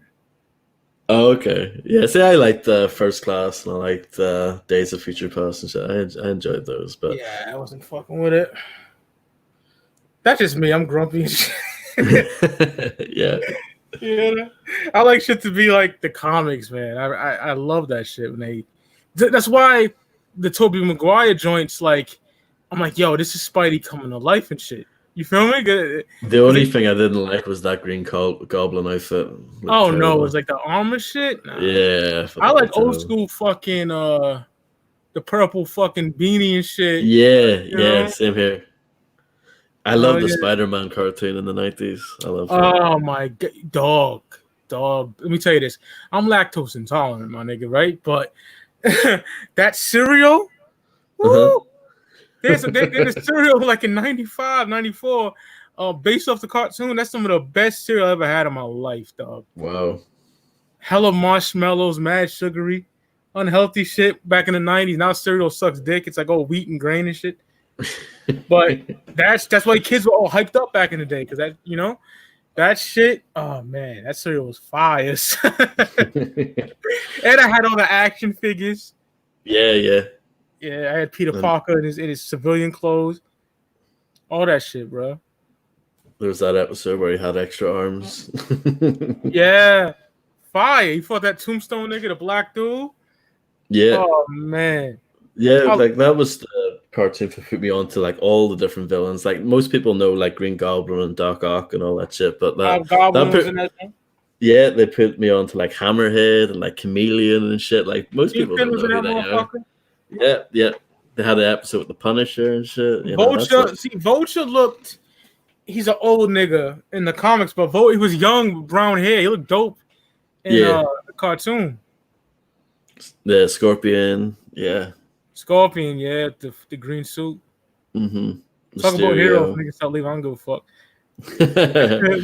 Who else, my nigga? Was the Shocker? Was he in that? Shocker, too? Yeah. I think he was. Yeah, and Rhino. Rhino, yeah, he was in Amazing Friends first. The Shocker. Niggas just dropping off because I'm a heroes. Well, that's all right. I don't give a fuck. You know how we do. Yeah, hell yeah. Heavy metal, wrestling hero. Oh, bye. Yeah. Yeah. The Thunderbolts in here though. Oh, they're definitely in here. We were talking about all that shit. Do you have a copy of the Ultimate Warrior comic book? Yes, I do. From '96. Yeah. Yup. His comic book's pretty cool, McMahon. Or whatever. Lawler, yeah. I never got into the Avengers. The Avengers are amazing, comic wise too, man. Blade, yeah. I like the first Blade movie. I don't remember the other ones. I don't think I saw them. But the first one, I like the first. A decent soundtrack too. Has that song Half and Half with MOP and Gangster banger. I know it's on Full Clip, but yeah. I gotta get Full Clip, man. Oh, I love it, yeah. It's too expensive, man. Really? Yeah, last time I checked. Wow, that's a shame. Not like crazy, but you know me. Yeah. I don't want to pay. It used to be cheap over here. I even seen it in a charity shop once, believe it or not. Crazy. Yo, Roach, you like that 92 Batman animated series? Yeah. I remember that too. Because they used to show that shit, like, even though I was born in 92, they showed repeats of that throughout, you know what I mean? Yes, yeah. They showed repeats throughout the 90s. So I grew up with a lot of that stuff. Mark Hamill is the Joker and shit. Yeah. That's great. I'm addicted to this shit. Amazing. The action figures too. My favorite joint is the Two-Face saga, man. That shit was fire. Oh yeah, yep. Me and Uncle watched that shit like crazy. And I had the action figures of that. And it was dark on like a afternoon type shit, you know what I mean? Like yeah, it was. And there was the animated, like the one, what was the other animated series, like the other cartoon one? It's like a slightly different style. It's like 90s as well. I can't remember what it's called. Gargoyles or some shit? I remember that. Yeah, the Gargoyles. It's whack. I really fuck with the Gargoyles like that. No, I can't remember what it was called, yeah. Nigga, Toxic Crusaders, nigga. That was fire. That was like 91.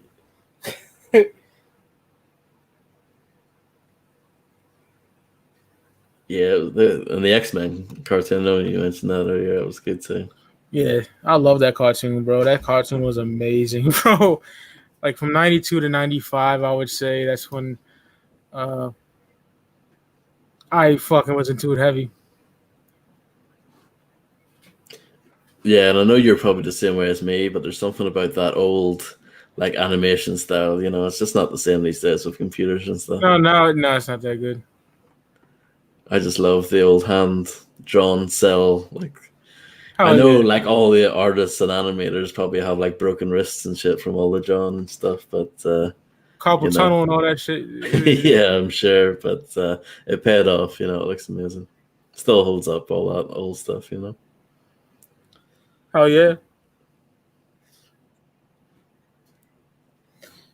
Big fan of all that shit, bro. Like and 9 times out of 10 they had a dope action figure line and video games to go with it. You know? Yeah, I was talking shit about like the Batman Forever game. Remember that? The combat was like ripped out of Mortal Kombat. I don't know if you remember that. But they had like say it again, Ross. My bad. I wandered off and read a message. Say it again. The Batman Forever movie tie-in game. It was for like. Oh, it's fucking terrible. Yo, I had that shit. It had like the same combat as like Mortal Kombat, so you had like the uppercuts, the sweeps, roundhouses and shit, but it was horrible. Yeah. My uncle Tony, man, he rest in peace. We bought that and played it, and he was talking mad shit on it. Fucking trash, bro. Yeah, do you remember Pit Fighter? Pit Fighter sucked. These shits. Oh, okay. The 92 joints. Yeah. Look at that. That's great. It's in the entertainment center. Right here. Nice. Fire shit, bro. There was an X-Men game for Genesis that was dope as well. Do you remember that? I got it on the emulator. Oh, okay. I forgot the name of it. I think it might have just been called X-Men. I can't remember. Yeah, just X-Men with Nightcrawler in it and shit. Yeah, you can switch between the characters. Yep. My favorite X-Men game was for SNES. It was fucking fire. Mutant Apocalypse. That shit is crack. That's dope. Got Gambit in there, got Psylocke in there, got fucking what's that bitch? Dazzler? Dazzler was in the 89 joint, like the arcade one. That was fire. Okay. Yeah. Oh, was that the arcade one with like 6 players or whatever? Yeah, it was with Colossus and all that shit. Because Konami put that out. Yep. I got that on the fucking Pandora joint. Yeah. I know they reissued that, like, well, not reissued it. They re-released it on like PS3 and Xbox 360 back like 10 years ago. Oh yeah, yeah they did. Because when the working Xbox I downloaded that. I should have been on PS4 for fuck's sake, yo. I mean PS3. Yeah, I think it was at one point anyway. They took it off like faggots, yeah. The license is probably on it or whatever. Fucking love that game, bro. And I'm a big fan of that whole look. Like Wolverine with the brown and yellow joint. I'm more of the blue and yellow, but yeah, I know what you mean. Wolverine's that nigga. My favorite X-Men is Gambit. You know, cocky nigga, fly nigga. He trying to holler at the bitches. Yeah. That's my dude. I used to like Cyclops back in the day. So yeah, he's probably my second favorite. Shout out to Misanthropic one. He did a stream doing top 10 heroes, and I was in the chat, and I had that nigga rolling. Oh yeah, because I know that's his shit. Yeah. Talk about Wolverine when Morph died. Wolverine punched Cyclops in his stomach. That shit had me dying, yo. And then when Sabretooth tried to come in the mansion, now sticking up for Sabretooth, like y'all niggas stupid. He ends up trying to kill Jubilee, and then now y'all niggas know. And Wolverine's like, "Why we gotta take easy on my enemy?" Shit, that shit was fire. Yeah, Wolverine's probably my second favorite. I don't know him or Cyclops. Hard to pick because Gambit's number one for me. But after that, Cyclops or Wolverine, bro. Like it's hard to pick. Yeah, Wolverine's just too iconic. Yeah, he is. Like my nigga Kill said, you know, he walks around bailing in his costume, got the fly brown jacket on, you know. Yep. This hero shit today is gay as fuck. I don't like it at all. They try to change the gender of characters. Try to change the race. Nigga, you want a black Spider-Man? Make one, dog. Make a black hero, dog. You know, like, come on. I hate when they do that shit. Yeah. I don't mind, like, Miles, but, like, trying to make from scratch, like, no. like trying to make Deadpool gay and shit. It's like, dog, come on, gay as fuck, bro. I just don't like recreating history. Yes, I hate that. That's why I'm all about, like I said, 60s, 70s, 80s, and 90s, man. Comics was dope as fuck. I got a good amount of them. Shout out to Unc, he's the king of that shit. Hell yeah. What up, Darren Williams? Pit Fighter was a terrible game. Pit Fighter, me and Unc, we hate that shit. It's a terrible game. Some black dude with a pink top. Come on.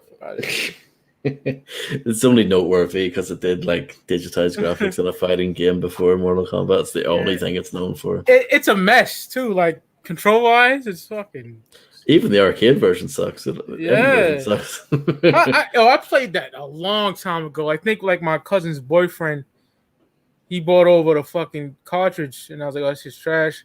And then when I got the arcade classics from Midway Treasures, whatever it's called, yeah, that was on them. Oh, this shit's trash. Yeah, after you win, like money gets stacked up on a forklift or something. Yes, weird ass shit.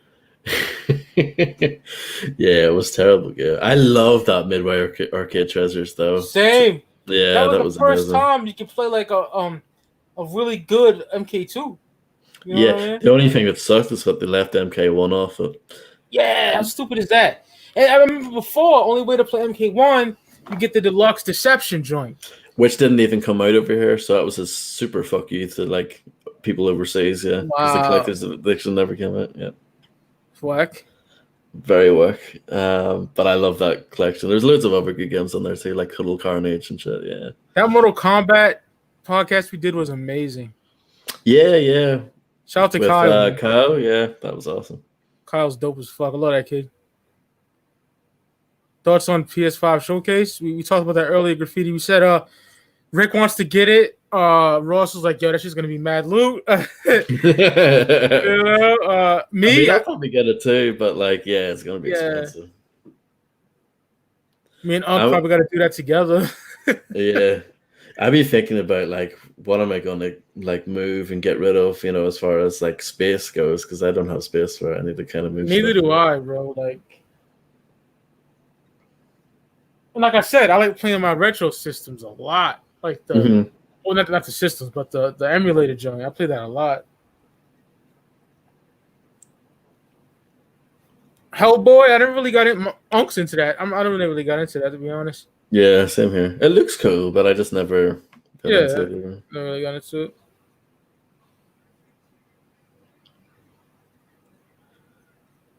it. Deadpool over Black Panther. I mean, they're completely different. Yeah. I like both, to be honest. You know. Yeah. If I had to choose, I'd probably say fucking Deadpool, because he was, as a kid, I fucking loved him. I had the action figure and all that. Yeah, I was saying there, your way, that I haven't watched like a superhero movie in like 6 or 7 years or something at this point. So damn, man. Yeah, I just have fallen off because there was so much. You know what I mean? It's so I didn't even see all the Avengers shits. They were like No Limit albums. They came out every month. It felt like, you know, right? Like No Limit albums. And then you have to watch them all because they all like tie into each other. Yeah, they coincide with each other. Yeah, it's too much for me. I couldn't keep up with it. I don't blame you, to be honest. Yeah. Shout out to my nigga Big Will. He's not in the chat, but I'm just promoting his shit. He be going live tonight at 10 and do what it do Saturday. So if you want to hear someone just talk for hours and scream over everybody and can't get a word in, shout out to Big Will. That's promotion right there. Yeah, right there. Shout out to Big Will, man. Fellow vendor boy in this bitch. The favorite Spider-Man game, the one that came out 2 years ago. Yeah. Oh my god. I'm gonna play that later on. I'm gonna just swing around the city and shit. I love that game. It's fantastic, yeah. Fire, son. Developed by Insomniac. Awesome shit. I agree with you, KRD. The Wakanda shit was whack as fuck. Too much niggas that don't even care about being black, you know, straight. That was straight cooning, trying to be proud to be black and shit. Now it's whack. Fake woke people, put it that way. I just like the movie because I'm a Marvel head. That's why. You know what I mean? Like Steven said, I know I'm black. Yeah. You enjoy it for what it is, not. Yeah. Fuck yeah. Yeah, that Spider-Man game is fire, bro. That's my shit. I love it. I love the recent Batman stuff as well. Batman Arkham Asylum and Arkham City and all that. They're great too. Yo, I don't know which one it is. He's not around me. I would ask him. But Unc was been playing that. Arkham Knight, I think, because I see that it comes up under your name that you've been getting trophies. I think that must be Unc okay. That's what he's playing. Oh, yeah. Yeah. I walk by and I see him playing shit. Yeah, those are all great too. The last one came out like 5 years ago. I hope they make a new one. I mean, that's money. That's easy money making another Batman. That's easily one. That and the Spider-Man that dropped last year is easily the best video games of all time pertaining to superheroes. In my eyes, anyway. Up there with like the Batman Returns for SNES, the X-Men game you mentioned for Genesis. Yeah, I fucking love those. And of course, you got stuff like Marvel vs. Capcom as well, which is man, fuck yeah! I'm hoping they make an emulator that you could put all PlayStation shit on. You know what I mean? That'd be fire. I have the arcade versions on the Pandora box, but that'd be dope to have. Because I know you can definitely do that stuff on PC, but as far as like I know what you're talking about, you know those boxes that you hook up. Yeah, I'm sure you would think someone would have something like that. Raspberry Pi is maybe. Yeah. I got a dope story. Okay, good. No, go ahead, Ross. My bad. Go ahead. I was just gonna say, before Marvel vs. Capcom, there was also that X-Men versus Street Fighter. I think that was like the kind of starting point, but I never really got into that. It was like I had it. I can't remember it though that much, to be honest with you. Yeah. Yeah, that Wu-Tang game, the Shaolin style. Yeah. Dope story, man. Shout out to my nigga Money Miz. He told us before he went to fucking the Wu-Wear store like in 98, 99. Probably 99, that's when it came out. And he bought mad Wu shit, right? And he goes to check out at the counter. And guess who's the cashier? RZA. Killer Priest. Oh, shit. That's amazing. Yeah, right? And he's like, yo, I'll give you this shit for free. And he gave him the game because he bought like match stuff. I said that was fire. That's awesome. Yeah. That's amazing. The Wu-Wear stuff was even over here. Like that was worldwide. Yeah, niggas in the projects had that shit on, man. It was huge, man. Like that, like I fucking said, always will say this. Wu-Tang Clan is my favorite music, period. Over anything. It's my favorite music. It's just that made me be a hip hop head. You feel me? I wonder what happened with the Wu-Wear stuff because it was popular. Yeah, it was Power. I think Power owned that shit. You know Power, right? He co-fund Wu-Tang with RZA and his brother. Def Jam Vendetta was fire. Hell yeah, man. Oh yeah, Def Jam Fight for New York, even better. Yep, even better. That's like I said, man. 04, greatest year of my life, and I played that shit religiously, man. At Fight for New York, Jesus. I remember we were talking about before, and I was telling you about Mac 10, and you were like, "What?" I had no idea he was in there, bro. Yeah, because I use Prodigy mostly. You feel me? I use Capone Nori, and my own nigga. I had that nigga all blinged out from Jacob Jewelers. Yes, yep. Henry Rollins in there. Hey, on my F to that bitch. Yeah, that was such a good game. Ice-T is so hard, bro. Fat Joe as well. Pedigree and shit. Yeah, he would just pedigree over and over again. It was so annoying. But that game was amazing. And I love the fact that you could do like good tag teams because you had like Mobb Deep in there, you had Capone and Noriega, you had the West Side Connection with Mac 10 and Dub C. You know what I mean? You could have like dope tag teams. The gameplay is amazing. Yeah, Method Man and Redman, of course. Dog, that game is incredible. Like fucking, and it came out. Like, how the fuck does Deception, San Andreas, and that come out the same month? That's one of the greatest years in gaming history. I mean, that's actually probably my favorite year in gaming for me. Yeah, and it's my favorite year in life too, Raw. You know what I said? Like I had the illest girl ever at the time. I thought at least, for like it was dope. My best friend wasn't fucking locked up. all my friends that I don't even talk to anymore, I have on Facebook, was like in contact with me. It was a great time to be alive for me, bro. And like the sessions we would have playing San Andreas, so much fun. So much Yep. fun. 04 was the illest year for me, bro. Got my own spot that year too, bro. Like, oh man. Incredible. Absolutely. That's why I think about San Andreas. I get so happy. Oh man. And like rap might have not been like the best, but still they had amazing straight out of Cashville, College Dropout, A Long Hot Summer. So much better than what it would be years later, you know. Oh yeah, way better.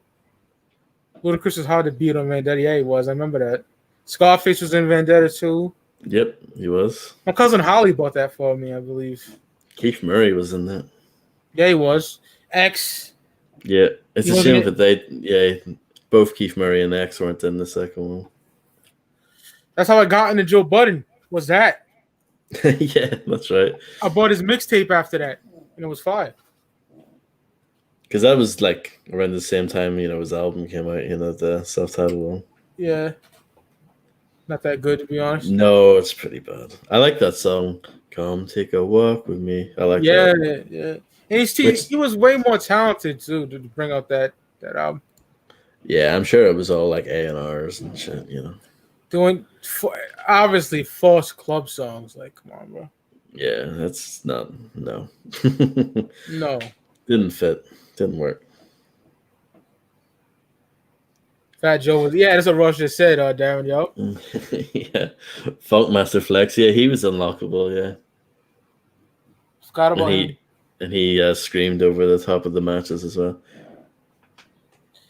That was funny what Westside said on the Rap Radar podcast. You want something real? I don't fuck with Flex. I don't like that nigga. Nice. How's Benny and Common gonna come on your show and straight spit flames? You're just sitting there. But a trap nigga coming there, yo, good, get all happy and shit. Fuck out of here. Yeah, I don't like that nigga. Fuck him. No. Chris read that already. Yeah. Where came back in 2017. I don't even know that, to be honest with you. Yeah, I didn't know. I haven't seen anything. Nope. It wasn't popping like it was, put it that way. Oh, hell no. That shit was popping in like 98, 99, 97. Even that's when it came out. Yeah. Even in like into the early 2000s as well. Yeah, definitely. Fuck yeah. I've been lost respect for Flex. Yeah, so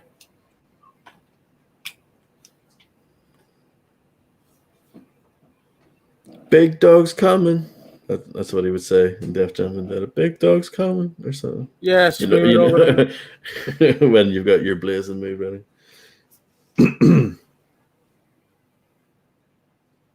Just looking at my movies in this entertainment center shit. Classics here. Hell yeah. This is great too. Hold on. This is amazing right here. I don't know if you've ever seen this, but this is dope as fuck. Let's see the camera. Street Fighter animated movie. Oh, I know all that. Yeah, it's dark as fuck. Yeah, this is some dope shit. Yeah. It's way better than the fucking real movie. Oh god, yeah. Well, I mean, that's not saying much, is it? But like I said before, if you're in the right state of mind and you're watching it with a friend or something, it would be funny to laugh at, Like, what the hell is this? I don't know why the soundtrack's so good, though. Like, why? I don't know. I know, man. It makes zero sense. No.